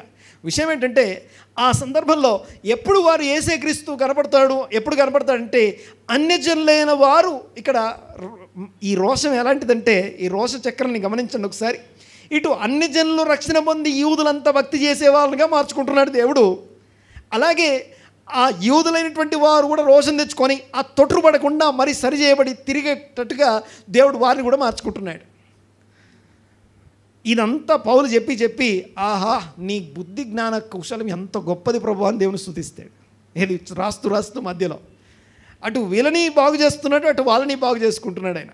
ఆమె నన్ను గట్టిగా దేవునికి స్తోత్రం కలుగును గాక. రోష కారణం అంటే పాజిటివ్ రోషం కూడా ఉంది. అందుకనే దేవుడు హేబేలు అర్పణ అంగీకరించి కయీను అర్పణను అంగీకరించకపోవడానికి కారణం కూడా కయీనికి రోషం తెప్పించాలనుకున్నాడు దేవుడు. కయీనికి అంగీకరించేస్తే అయిపోయేది కదా అని మనం అంటాం. రోషం తెప్పించాలి. కొన్నిసార్లు పిల్లలు అడిగింది ఇవ్వకుండా ఎందుకు ఆపుతామంటే వాళ్ళకి రోషం తెప్పించి ఆలోచింపజేయడం కోసం. కొద్దిగా ఆలోచించి ఇటు అటు చూసి నేనేం మిస్టేక్ చేశానో తెలుసుకుంటారని. రోషము మంచిదే, రోషము పాజిటివ్ రోషం మంచిదే. అయితే అన్నీ నేర్చుకునేవి కానీ కష్టం చేసేది కానీ అన్నీ రోష కారణం చేత రోషం అనే సైకిల్ మీద తిరుగుతున్నాయి ఇవి అని చెప్తున్నాడు. చూడండి ఒకసారి మొదటిగా చదవమని ఒకసారి 4వ-3వ. ఇంకను పుట్టినవారు సూర్యుని క్రింద జరుగు అన్యాయపు పనులు చూచి ఉండని హేతు చేత ఈ ఉభయుల కంటేను వారే ధన్యులనుకుంటుని. మరియు కష్టమంతయు నేర్పుతో కూడిన పనులన్నీయు నరులకు రోష కారణములని నాకు కనబడెను. ఇదియో వ్యర్థముగా నకుడు గాలిని పట్టుకునుటకై చేయు ప్రయత్నము వలెనున్నది. బుద్ధిహీనుడు చేతులు ముడుచుకుని తన మాంసమును భక్షించు. అయితే అదే రోషంతో బుద్ధిహీనుడు జ్ఞానం లేనివాడు ఏం చేస్తాడంటే తన మాంసాన్ని తనే అంటే తన జీవితాన్ని తనే డిస్ట్రక్టివ్గా తన రోషం పనిచేస్తూ ఉంది. నెక్స్ట్ తర్వాత చదవండి ఒకసారి కంటిన్యూ. శ్రమయును గాలికైన యత్నములను రెండు చేతి శ్రమ గాలికైన యత్నం అంటే బుద్ధిహీనత సంబంధమైనటువంటి రోషం కలిగి ఉండి రెండు చేతుల నిండా ఏమేమో చేస్తూ కూర్చునే కంటే ఒక్క చేతిలో నెమ్మది కలిగి ఉండటం నీకు చాలా మేలు అంటాడు. మరొకసారి చెప్తాను. బుద్ధిహీనత కలిగి ఉండి అంటే బుద్ధిహీనమైనటువంటి రోషం కలిగి ఉండి, రోషం ఉంది, బుద్ధిహీనత ఉండి రెండు చేతుల నిండా కష్టం ఉంది, శ్రమ ఉంది, గాలికైనటువంటి ప్రయత్నం అనగా బుద్ధిహీనత ఇవి ఉండడం వల్ల ఏ ప్రయోజనం లేదు అని చెప్తూ ఒక్క చేతిలో నెమ్మది కలిగి ఉండడం మేలు అని చెప్తాడు. నెక్స్ట్ వచనం చూద్దాం ఒకసారి. 7వ వచనం. నేను ఆలోచింపగా వ్యర్థమైనది మరి ఒకటి కనపడ్డది నాకు భూమి మీద. తర్వాత ఒంటరిగా నున్న ఒకడు కలడు. ఒంటరితనం అనండి ఒకసారి మాట కొంచెం గట్టిగా, ఇంకోసారి గట్టిగా. ఒంటరితనం. ఈ వాక్యం అంతటి యొక్క భాగం అర్థం ఏంటంటే దేవుని వాక్యం అనగా పరిశుద్ధాత్మ మరియు క్రీస్తు మరియు ధర్మశాస్త్రాన్ని హైలైట్ చేయడమే ఈ యొక్క ప్రసంగి గ్రంథం యొక్క ఉద్దేశం. అడ్వర్టైజ్ చేయడం అనమాట. ఆ పాకలో కూర్చొని ధ్యానించాలి. అయితే పాయింట్ ఏంటంటే ఒంటరిగా ఉండడం అంటే అర్థం ఏంటి? ఒంటరిగా ఉండడం, ఇద్దరు కలిసి ఉండడం. ఒంటరిగా ఉండటానికి ఇష్టపడే వాళ్ళంతా కూడా ఓకే. ఆ ఒంటరితనానికి కారణం ఏంటంటే ఆ సెల్ఫ్ సెంట్రాలిటీ అంటాం. అందుకే ఇక్కడ 2 వచనాలు వరుసగా ఒంటరిగా ఉండేవాడు సహవాసంలో ఉండడం గురించినటువంటి అంశాన్ని బోధిస్తాడు. ఒంటరిగా ఉండుట. తర్వాత చదవమా. అతనికి జతకాడు లేడు, అతనికి జతగాడు లేడు, కుమారుడు లేడు, కుమారుడు లేడు, సహోదరుడు లేడు. ఓకే, కుమారుణ్ణి వదిలేస్తాం, సహోదరుణ్ణి వదిలేస్తాం. తర్వాత అయినను అతడు ఎడతెగక కష్టపడును, ఎడతెగక కష్టపడును. అతని కన్ను ఐశ్వర్యము చేత తృప్తి పొందదు. ఎంత ఐశ్వర్యం సంపాదించినా తృప్తి పోనీ ఒంటరిగా ఉన్నాను నాకెందుకని ఆగడు, కష్టపడి సంపాదించేస్తాడు. ఒంటరిగా ఉండటానికి ఇష్టపడతారు. గమనించండి ఒకసారి, కంటిన్యూ. అతడు సుఖమనున్నది ఎరుగక ఎవరి నిమిత్తం కష్టపడుచున్నామో అనుకొనడు. ఇది వ్యర్థమైన బహు చింత కలిగించే విషయం ఇది. తర్వాత నెక్స్ట్ వచనం చదువుదాం ఒకసారి, 9వ వచనం. ఇద్దరి కష్టం చేత ఉభయులకు మంచి ఫలం కలుగును. ఉభయులకు మంచి ఫలం కలిగించే ఒక ఏం కావాలట, ఇద్దరి కష్టం, ఇద్దరు కలిసి కష్టపడడం అంటాడు. తర్వాత ఇద్దరు కూడి ఉండుట మేలు. ఇద్దరు కూడి ఉండుట మేలు. సహవాసంలో ఉండడం గురించినటువంటి హైలైట్ చేస్తా ఉన్నాడు. యూనిటీని, సహవాసాన్ని గొప్ప చేస్తూ మాట్లాడుతున్నాడు. తర్వాత చూద్దాం ఒకసారి నెక్స్ట్ వచనం.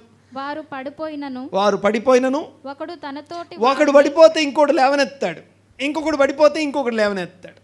Next continue.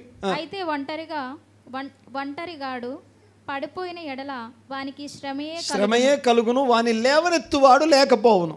దేవుని వాక్యం ఏం చెప్తుందంటే, వాక్య సారాంశం నిన్ను వల్ల నీ పొరుగు అని ప్రేమించుము అంటే ఇంకొకరిని ప్రేమించడం కోసం నిన్ను నువ్వు దాటి రావడం అని అర్థం. ఇందాక చెప్పాను కదా, ఐ హట్ యూ హట్ అని చెప్పేసి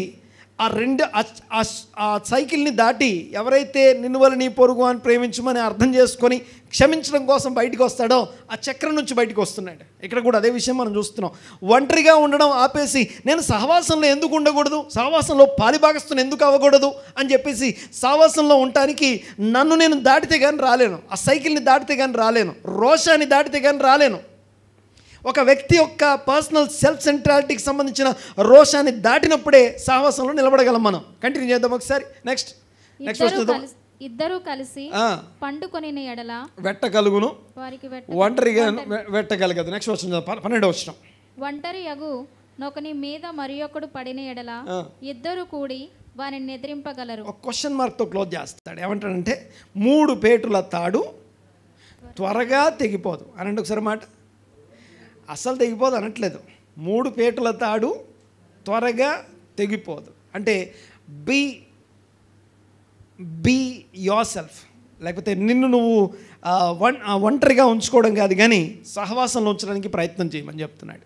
సో వాక్యాన్ని హైలైట్ చేస్తూ సహవాసాన్ని దేవుని వైపు తిప్పడం కోసం ఈ వచనాలన్నీ ఇవన్నీ కూడా నెగిటివ్ కనపడతాయి ఇక్కడ దాకా కూడా. ఇంకొక విషయం చూద్దాం ఒకసారి, దీని తర్వాత పాజిటివ్ విషయాలు మాట్లాడుకుందాం. నెక్స్ట్ చూద్దామా. నెక్స్ట్ ఏం రాసింది, ఒక రాజు గురించి రాసి ఉంటుంది. మూఢత్వం చేత బుద్ధి మాటలకిక చెవియొగ్గలేని ముసలి రాజు. ఒక రాజు ఉన్నాడట, ముసలోడు, ఒక ముసలి రాజు. ఈ రాజు ఎవరు మాట వినడు. మూఢత్వం చేత బుద్ధి మాటలు లేకపోతే మంచి మాట ఏదైనా సలహా ఇస్తే ఎవరి సలహా తీసుకోడు, ఎందుకంటే వీఆర్ ఎక్స్పీరియన్స్డ్, మేము చాలా అనుభవం కలిగిన వారు. ఎవరి సలహా తీసుకోడట. ఏమంటున్నాడంటే మూఢత్వం చేత బుద్ధి మాటలకి ఇక చెవియొగ్గలేని ముసలిరాజు కంటే బీదవాడైన జ్ఞానవంతుడైన చిన్నవాడు శ్రేష్ఠుడు. Young fellow, జ్ఞానవంతుడు, బీదవాడు. బీదవాడు అంటే దీనుడు అని అర్థం. దీనుడై ఉండి బీదవాడై ఉండి యవనస్తుడు లేకపోతే చిన్నవాడై ఉన్నటువంటి జ్ఞానం కలిగిన వాడు శ్రేష్ఠుడు అంటాడు. తర్వాత వచ్చిన చూడండి ఒకసారి. నెక్స్ట్, అట్టివాడు తన దేశమందు బీదవాడుగా పుట్టినా కూడా పట్టాభిషేకమునందును. చెరసాలలో నుండి బయలువెళ్ళును. ఆ పట్టాభిషేకం కోసం నువ్వు చెరసాల్లో ఉన్న బీదవాడుగా ఉన్నా అంటే నీ బీదరికం పట్టాభిషేకానికి అడ్డం రాదు, నీ చెరసాల పట్టాభిషేకానికి అడ్డం రాదు, నీ యొక్క చిన్నతనం అనగా నీ యొక్క వయస్సు పట్టాభిషేకానికి అడ్డం రాదు. నీకున్న జ్ఞానం ఏదైతే ఉందో, దేవుడు నీకు ఇచ్చిన జ్ఞానాన్ని అనుసరిస్తున్నావు కనుక ప్రజలందరూ వెతుక్కుంటూ వచ్చి నీకు పట్టాభిషేకం చేస్తారు. పట్టాభిషేకం చేసినప్పుడు బాగానే ఉంది, ముసలివాళ్ళం అవుతాం కదా, అప్పుడు మళ్ళీ సేమ్ రిపీట్. ఏంటది? ముసలోడయ్యాక ఏమవుద్ది? ఎవరు మాట్లాడలేదు. బుద్ధి మాటలు మాకు వినపడం, మేము ఎవరి మాట వినం. జ్ఞానం లేని బుద్ధి మాటలను చెవినివ్వనటువంటి ముసలి రాజులాగా మారిపోయినప్పుడు అప్పుడు మళ్ళీ ప్రజలు ఏం చేస్తారు? మళ్ళీ ఏ చెరసాల్లోనో బీదవాడు జ్ఞానవంతుడైన చిన్నవాడిని వెతుక్కుంటారు. మళ్ళీ వాడిని రాజుని చేస్తారు, వాడు మళ్ళీ ముసలివాడు అవుతాడు, మళ్ళీ ముసలివాడు. ఈ సైకిల్ కొనసాగుతూ ఉంది. ఇది కూడా రోష కారణం అంటాం. అంటే ఇక్కడ ఏది ఆపరేట్ చేస్తుందంటే జ్ఞానం ఆపరేట్ చేస్తుంది. ఆ జ్ఞానానికి కారణం రోషం. బీదరికంలో ఉన్న, చెరసాల్లో ఉన్న, బంధకాల్లో ఉన్న దేవుని జ్ఞానం అనుసరిస్తే పట్టాభిషేకం పొందుతావు అనేది ఇక్కడ అంశం.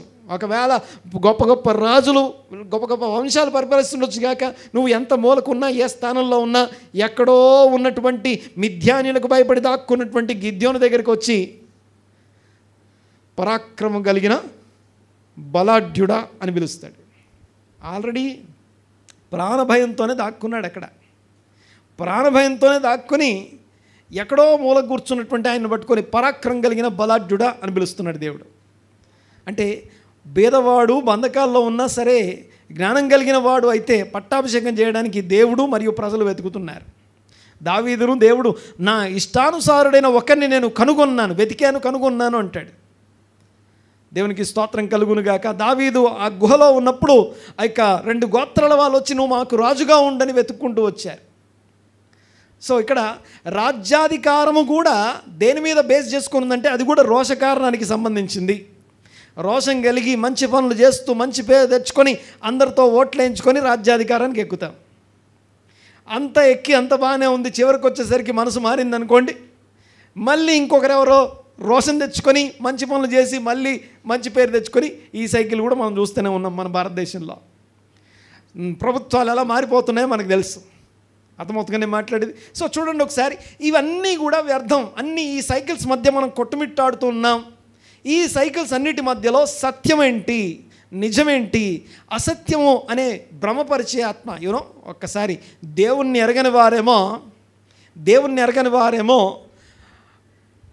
గుడ్డితనం కలిగించే ఆత్మచేత గుడ్డితనం కలిగించబడితే, దేవుణ్ణి ఎరిగిన వారేమో భ్రమపరచు ఆత్మచేత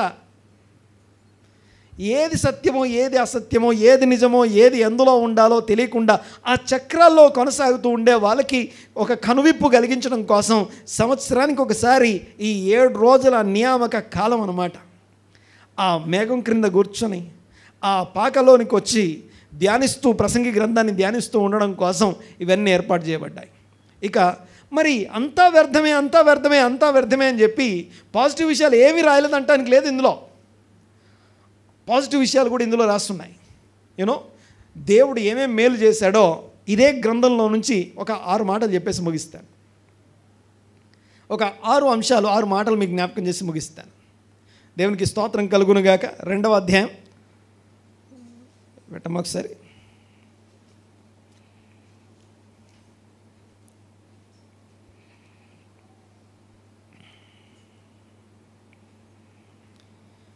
దేవుని వలన కలిగే విషయాలు 2వ అధ్యాయం 24వ వచనం చదవమా. అన్నపానములు పుచ్చుకొనుట కంటెను, తన కష్టార్జితము చేత సుఖపడుట కంటెను మేలుకరమైనది ఏదన్నా ఉందా? ఏది లేదు. ఓకే, మళ్ళీ చెప్పండి ఒకసారి. ఏమేమి ఉన్నాయట? మేలుకరమైన అంశం ఏముంది? మరి ఈ ఆకాశం క్రింద మనకున్న దేవుని రాజ్యంలో మనకున్న మేలేంటి అంటే అన్నపానములు పుచ్చుకున్నప్పుడు హృదయాన్ని శోధించాడట. ఎవరు? సొలొమోను. అదే కడుపును శోధిస్తే బాగుండేది. కడుపును శోధిస్తే ఏమవుతుందో తెలుసా? ఒక దగ్గరికి వచ్చిన తర్వాత ఏముంటుంది? కడుపు ఏముంటుంది? ఇంకా చాలా ఉంటుందిగా. కానీ హృదయం అన్నది ఆ మాట. కడుపును శోధిస్తే అది అన్నపానములు. దేవుడు నీకు అన్నపానాలు ఇచ్చాడు, పుచ్చుకొని నిన్ను తృప్తి పడడం కోసం. చదువు ఒకసారి. అన్నపానములు పుచ్చుకొని కష్టార్జితం చేత సుఖమును అనుభవించుట కంటే నరునికి మేలుకరమైనది ఏదీ లేదు. ఆ మేలుకరమైన అంశం ఎవరిస్తున్నారు అంటే ఆ చక్రాలు ఏవి రోషం ఇవ్వట్లేదు, నీ ప్రయత్నాలు కష్టం ఇవ్వట్లేదు, లేకపోతే ప్రకృతి ఇవ్వట్లేదు నీకు. సూర్యుని క్రింద ఉన్నటువంటి ప్రకృతి విషయాలు ఏవి ఇవ్వట్లేదండి మనకి. కానీ ఎవరిస్తున్నారట? దేవుని వలన అన్నపానాలు పుచ్చుకొని మన కష్టార్జితాన్ని మనం అనుభవిస్తాం, సుఖాన్ని అనుభవిస్తాం. ఇది ఎవరిస్తారట? దేవుడిస్తారట. దేవుడిచ్చే దీన్ని అన్ని రకాల ప్రతిమా స్వరూపాలకి మార్చి, సూర్యుని క్రింద ఉన్నటువంటి ప్రతి రూపానికి దాన్ని మార్చి ఇదే ఇచ్చింది నాకు అనుకోవడం మంచిది కాదు. అందుకే చెప్తున్నాడు, ఇది దేవుని వలన కలుగును అని నేను తెలుసుకున్నాను, మీరు తెలుసుకోండి అని చెప్తూ రాస్తున్నాడు ఈ గ్రంథాన్ని. చూడండి ఒకసారి.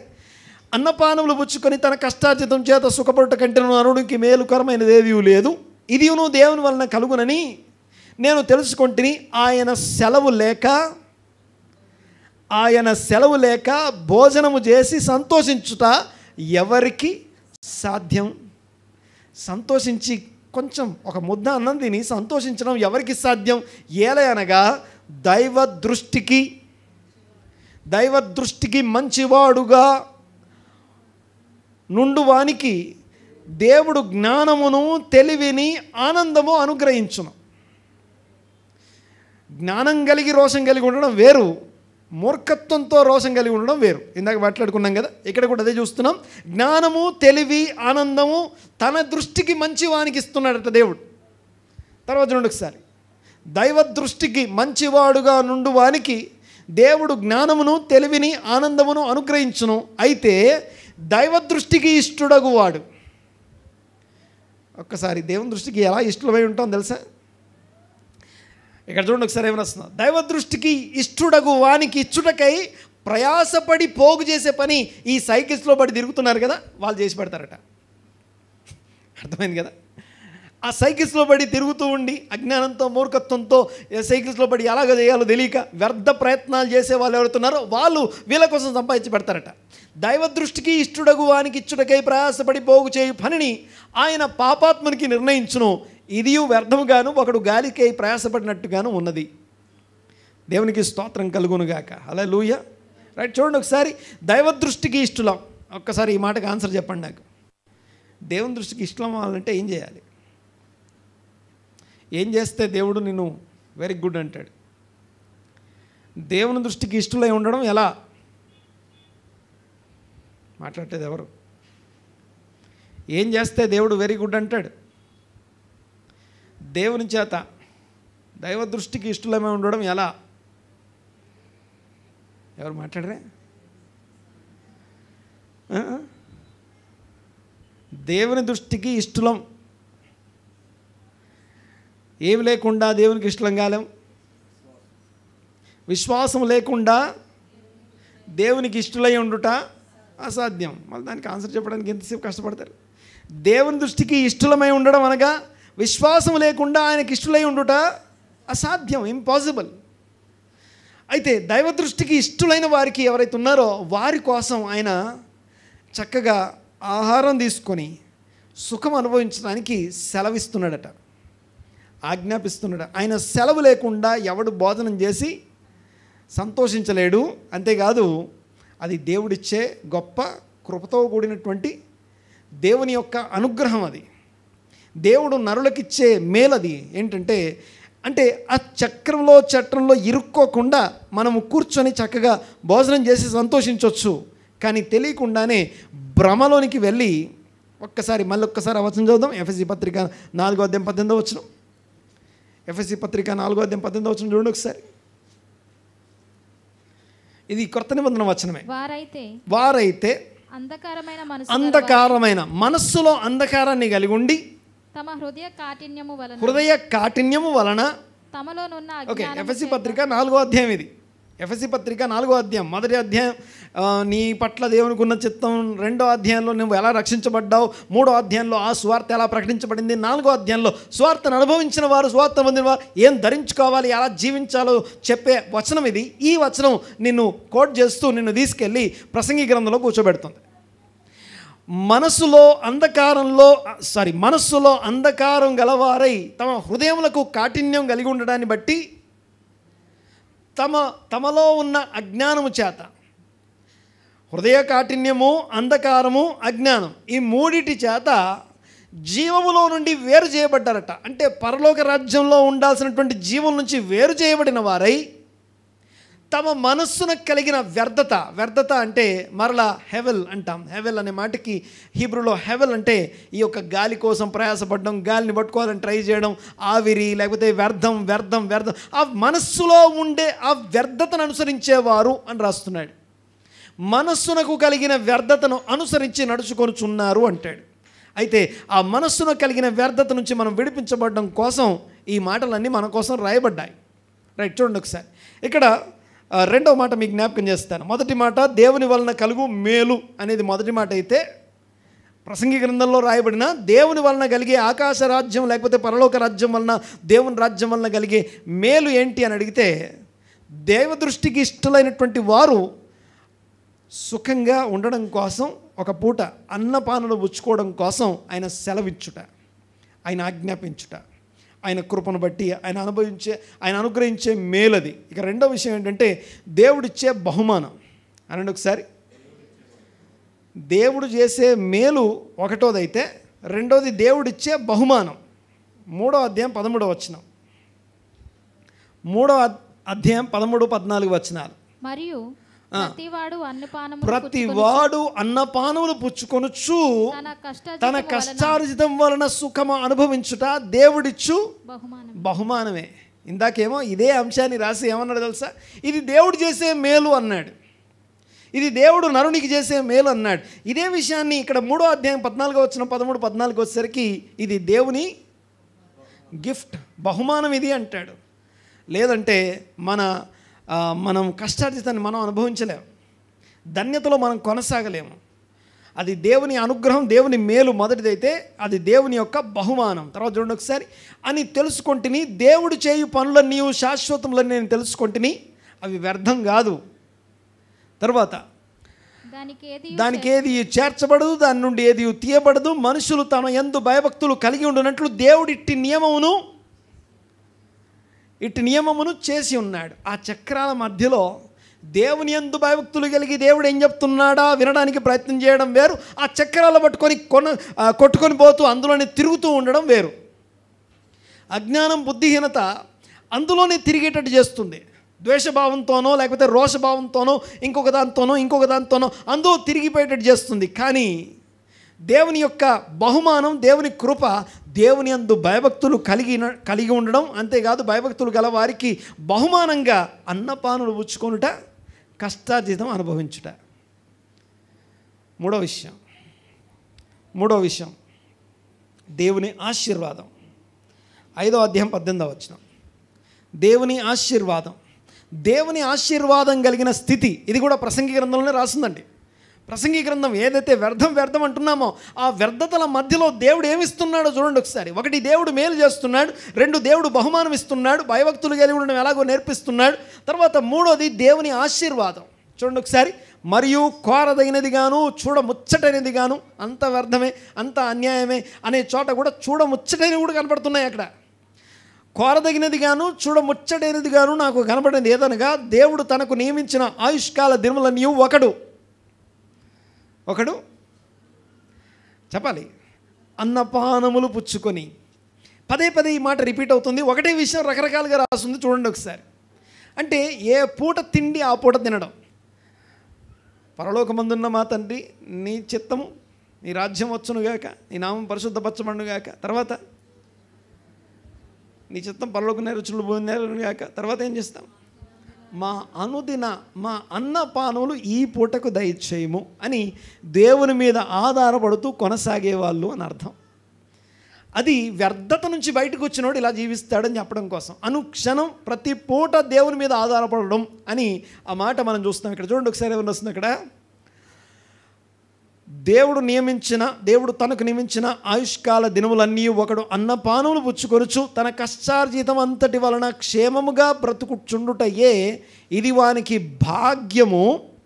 మరియు దేవుడు ఒకనికి ధాన్య సమృద్ధి ఇచ్చి దాని యందు తన భాగము అనుభవించుటకు, అన్నపానములు పుచ్చుకొనుటకు, తన కష్టార్జితమందు సంతోషించుటకు వీలు కలుగజేసిన ఎడల అతనికి ఆ స్థితి దేవుని ఆశీర్వాదం వలన కలిగెను అనుకొనవలను. అది ఆశీర్వాదం వలననే ఒక పూట మనం తినగలుగుతున్నాం, సంతోషించగలుగుతున్నాం, ఆనందించగలుగుతున్నాం. తర్వాత అంటే ఆ పాకలో కూర్చొని తింటూ ఉంటే రోజు తినే ఆ యొక్క బంగ్లాల్లో లేకపోతే మేడగదుల్లో అద్భుతమైనటువంటి ఆ యొక్క అరేంజ్మెంట్స్ అన్నిటి మధ్యలో పాకలో కూర్చొని భోజనం చేయడం ఎంత మేలు చేస్తుందో. ఈ 7 దినాలు యాక్చువల్గా ఆచారం కాదు, కానీ అందులో ఉన్న ఆత్మని మనం ధ్యానిస్తున్నాం. మనిషిగా మనం వేటి చేత బంధించబడ్డామో, ఏవి నిజం అనుకుంటున్నామో, ఏవి సత్యము, ఇదే నిత్యం అనుకుంటున్నామో వాటి నుంచి బయటికి రావడం కోసం నిత్యమైన సత్యమైన విషయాల్ని ఆయన వాక్యం మనకు ఎలా బోధిస్తుందో జ్ఞాపకం చేసుకుంటున్నాం. చూడండి ఒకసారి.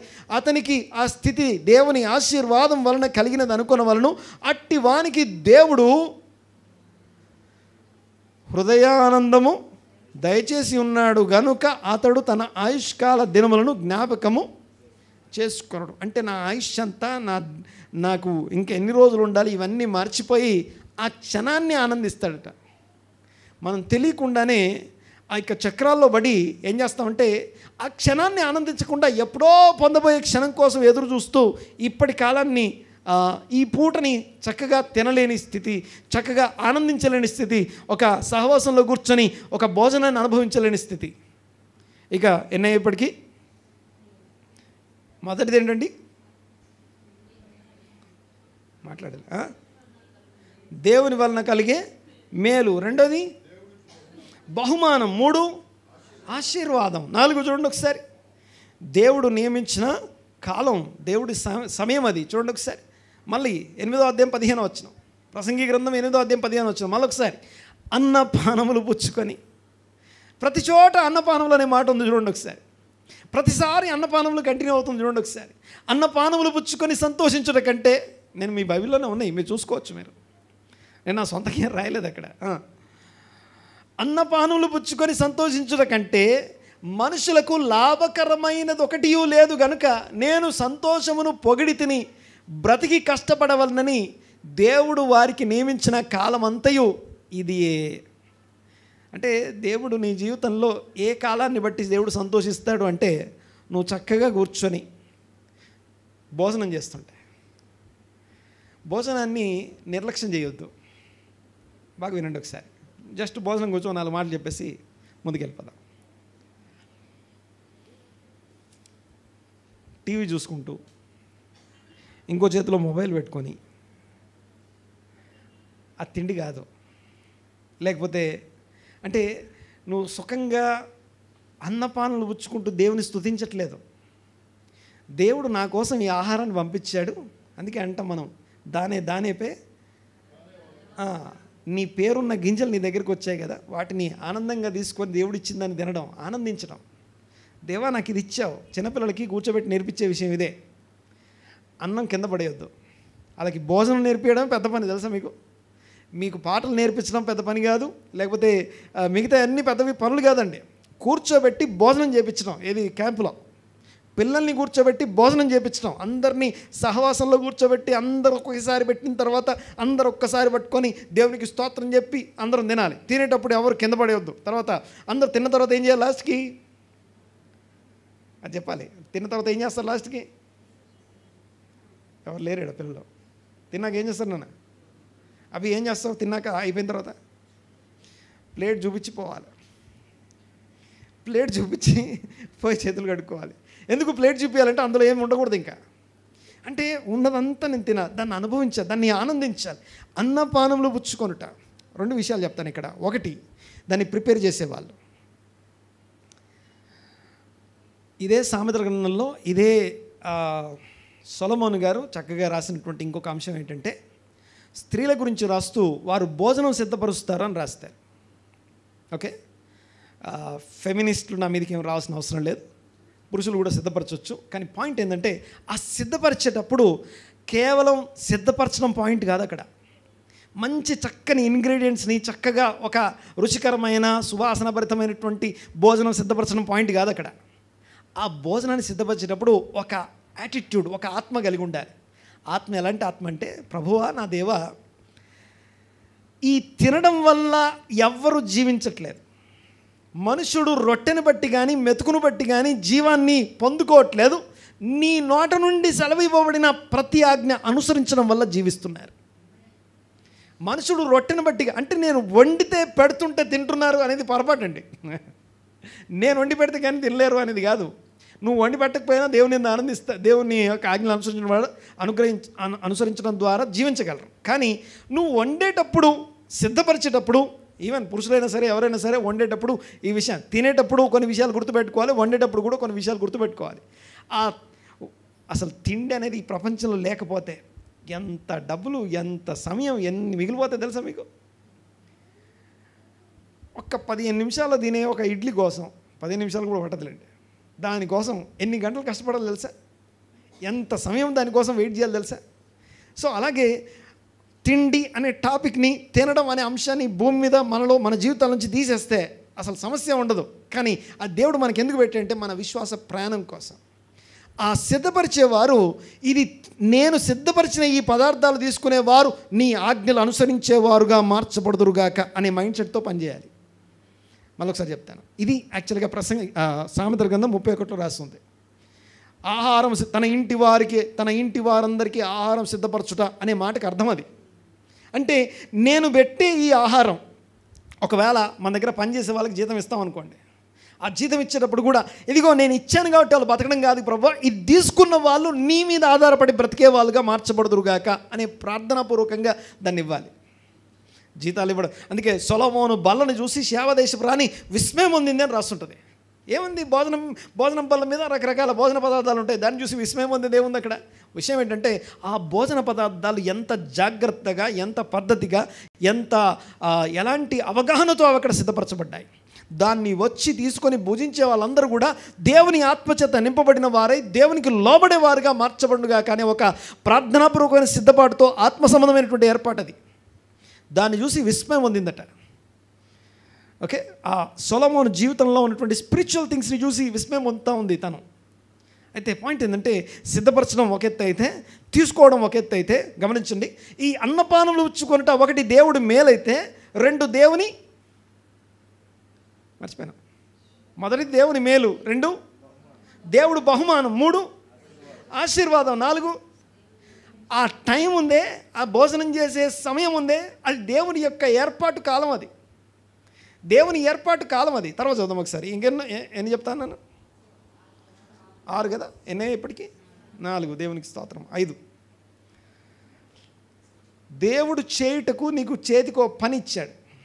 ఓకే, ఊరికైనా తిని పడుకోవడం కోసం కాదు. ఇంతసేపు 4 సార్లు తిండి గురించే వచ్చింది. అన్నపానంలో ఉంది కదా అని చెప్పి అలాగా అన్నపానంలో తింటూ కూర్చోమని కాదండి. దేవుడు నాకు కొన్ని పనులు ఇచ్చాడు. చూడండి ఒకసారి ఏం వస్తుంది ఇక్కడ. ప్రసంగి 9వ అధ్యాయం 7 నుంచి 10 వచనాలు. నీవు పోయి సంతోషంగా నీ అన్నము తినుము. మళ్ళీ అన్నం వచ్చింది. నీ అన్నము తినుము, ఉల్లాసము మనస్సుతో నీ ద్రాక్షరసం త్రాగుము. మనస్సును సంతోషంగా ఉంచుకోండి. అనవసరమైన రోషాలు, అనవసరమైనటువంటి ఈగోస్కి వెళ్ళిపోయి అనవసరమైనటువంటి చక్రాల్లో ఇరుక్కోకండి, సంతోషంగా ఉండండి అని చెప్తూ, ఇదివరకే దేవుడు నీ క్రియలను అంగీకరించను, ఎల్లప్పుడూ తెల్లని వస్త్రం ధరించుకొను, తలకు నూనె తక్కువగా చేయకండి. దేవుడు నీకు దయచేసిన వ్యర్థమైన నీ ఆయుష్కాలం అంతయు, నీవు ప్రేమించి నీ భార్యతో సుఖించుము, నీ వ్యర్థమైన ఆయుష్కాలం అంతయు సుఖించుము. నీ బ్రతుకునందు నీవు కష్టపడి చేసుకున్న దాని అంతటికి అదే నీకు కలుగు భాగం, దేవుడు నీకు ఏర్పాటు చేసిన భాగం. తర్వాత చూడండి ఒకసారి లాస్ట్ మాట. చేయుటకు నీ చేతికి వచ్చిన ఏ పని అయినను, నీ చేతికి దేవుడిచ్చిన ఏ పని అయినను, అది ఏదైనా సరే, శక్తి లోపం లేకుండా, ఎలాంటి శక్తి లోపం లేకుండా చేయండి, పూర్తిగా మనస్ఫూర్తిగా చేయండి అంటాడు. అంటే ఓన్లీ తినండి సుఖించండి అని చెప్పట్లేదు. చివరికి పని చేయడం అనేది ఇట్స్ అ డివైన్ థింగ్ అని చెప్పి ఆకాశం క్రింద మనకి నియమించబడిన, ఓన్లీ తీసుకొని తినడం మాత్రమే కాదు, ఆ తిన్నదాన్ని పొందుకొని నీలో పెట్టిన పని, నీలో పెట్టిన ప్రత్యేకత, నీలో పెట్టిన దేవుడు నీలో ఉంచినటువంటి ప్రత్యేకమైన తలాంతులు ఏవైతే ఉన్నాయో వాటిని వినియోగించండి అని చెప్తున్నాడు. ఆమె అనండి గట్టిగా. దేవునికి స్తోత్రం కలుగునుగాక. చేయుటకు నీ చేతికి ఇచ్చిన ఏ పని అయినను శక్తి లోపం లేకుండా, శక్తి వంచన లేకుండా చేయుము. నీవు పోయు పాతాళమందు పని అయినను, అక్కడ తెలివితేటలు ఉపాయాలు ఏముండవు అని చెప్తూ అక్కడ దాకా వెళ్లకుండా నువ్వు ఇప్పుడు పని చెయ్యి అని చెప్తున్నాడు. అంటే మీరందరూ పాతాలకు పోతారు అనేది ఆయన ఉద్దేశం కాదండి. ఆయన ఒక అద్భుతమైనటువంటి ఒక కాన్సెప్ట్తో మాట్లాడుతున్నాడు. ఒకవేళ పని చేయకుండా నువ్వు అక్కడ పోయి చేద్దాం అనుకుంటే పొరపాటు, ఇప్పుడే చేయి పని ఇప్పుడే చెయ్యి అని చెప్తున్నాడు. ఇక చివరిది 6వది, దేవుని యందు భయభక్తులు కలిగి ఉండి ఆయన కట్టడలు అనుసరించుట. 5 మొదటిది ఏం చెప్పాను? దేవుడు చేసే మేలు, అన్నపానలు పుచ్చుకోవడం. రెండో దాంట్లో ఆయన ఇచ్చే బహుమానం అని మాట్లాడుకున్నాం, అన్నపానాలు పుచ్చుకోవడం. 3 ఆశీర్వాదం అని మాట్లాడుకున్నాం. తర్వాత 4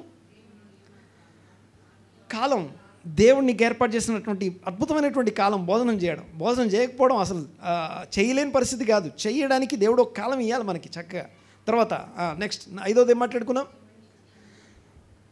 దేవుడు ఆ అన్నపానాలు పుచ్చుకొని దేవుని సన్నిధిలో దేవుని రాజ్యం నిమిత్తం పనిచేయాలి.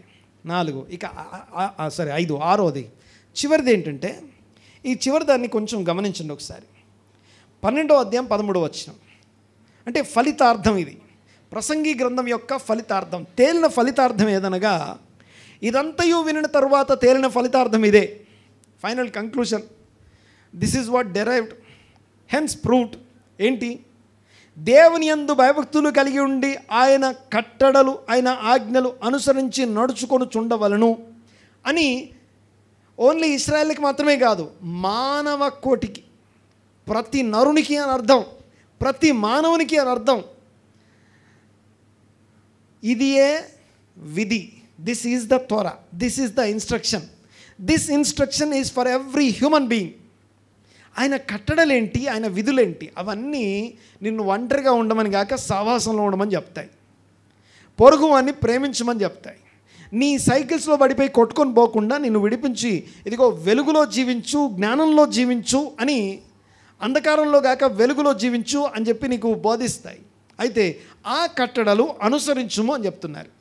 ఈ చక్రంలో ఇరుక్కోకుండా వాటిని అనుసరించుట. తర్వాత చూడండి ఒకసారి, మానవ కోటికి ఇదే విధి, గూఢమైన ప్రతి అంశమును గురించి దేవుడు విమర్శ చేయనప్పుడు ఆయన ప్రతి క్రియను, అది మంచిదే కానీ చెడ్డదే కానీ, తీర్పులోనికి తెచ్చును. ఈ చక్రంలో తిరుగుతూ ఇలాగే వెళ్ళిపోతాం, అంత వ్యర్థం అనుకుంటే కష్టం. ఒక రోజున మనం తీర్పులోనికి వస్తాం. త్వరగా బయటికి రావడానికి ఆ యొక్క చక్రంలో తిరిగే వాళ్ళందరూ కూడా ఒకటి చీకట్లో ఉన్నారు. ఆ చక్రంలో తిరిగేవారు భ్రమపరిచేటటువంటి ఒక చీకట్లో అజ్ఞానంలో ఉన్నారు. అలాంటి వారు తమ మనస్సుల్లో ఆ చీకటిని అజ్ఞానాన్ని కలిగి హృదయ కాఠిన్యం కలిగి అందులో తిరుగుతున్నారు. బయటికి రమ్మంటే రారు. ఓకే, బయటకు వచ్చి మీరు క్షమించండి అనో ప్రేమించండి ఒక స్టెప్ ముందుకు వేసి ఒక్కసారి ఐఎమ్ సారీ అని చెప్పడం కష్టం. ఐఎమ్ సారీ అని చెప్పడానికి చాలా కష్టం. తర్వాత చూడండి ఒకసారి, ఇక్కడ ఒక్కసారి మరొకసారి మాట పెట్టాము. లాస్ట్ ఎఫెసీ పత్రిక 4:18 వచ్చి, 1 ఆ చక్రంలో తిరిగేవారు చీకట్లో ఉన్నారు, 2 అజ్ఞానంలో ఉన్నారు, నెక్స్ట్ కాఠిన్యం హృదయ కాఠిన్యంలో ఉన్నారు. అలా తిరిగే వాళ్ళందరి గురించి రాస్తూ, దేవుని వలన కలుగు జీవం నుండి వేరై ఉండకుండా ఆ జీవంలోనికి, మరణంలో ఉన్నంటి జీవంలోకి దాటండి, చీకట్లో నుండి ఆశ్చర్యకరమైన వెలుగులోనికి రండి, అజ్ఞానంలో నుండి జ్ఞానంలోనికి రండి అని ఆయన ఆహ్వానం తెలుపుతున్నాడు. అర్థమైంది అనుకుంటున్నాను. ప్రకృతి చక్రాలు మాట్లాడుకున్నాం, కాల చక్రాలు మాట్లాడుకున్నాం, ఆ యొక్క రోష కారణమైనటువంటి రోషం నడిపించే రోషాన్ని షాఫ్ట్గా కలిగి ఉండి దాని చుట్టూ తిరిగే అంశాల గురించి మాట్లాడుకున్నాం. ఇవన్నీ ఈవెన్ మన కిరీటాలు, లేకపోతే ధనధాన్యాలు, లేకపోతే ఆ యొక్క ఘనతలు, కీర్తి, ప్రతిష్టలు, ఇవన్నీ కూడా సైకిల్ లాగా వస్తాయి పోతాయి, కానీ వాటిలోనే తిరుగుతూ ఉండొద్దు. అజ్ఞానము అంధకారంలో నుండి చీకట్లో నుండి ఆశ్చర్యకరమైన క్రీస్తు వెలుగులోనికి రండి అని చీకట్లో సంచరించు జనులు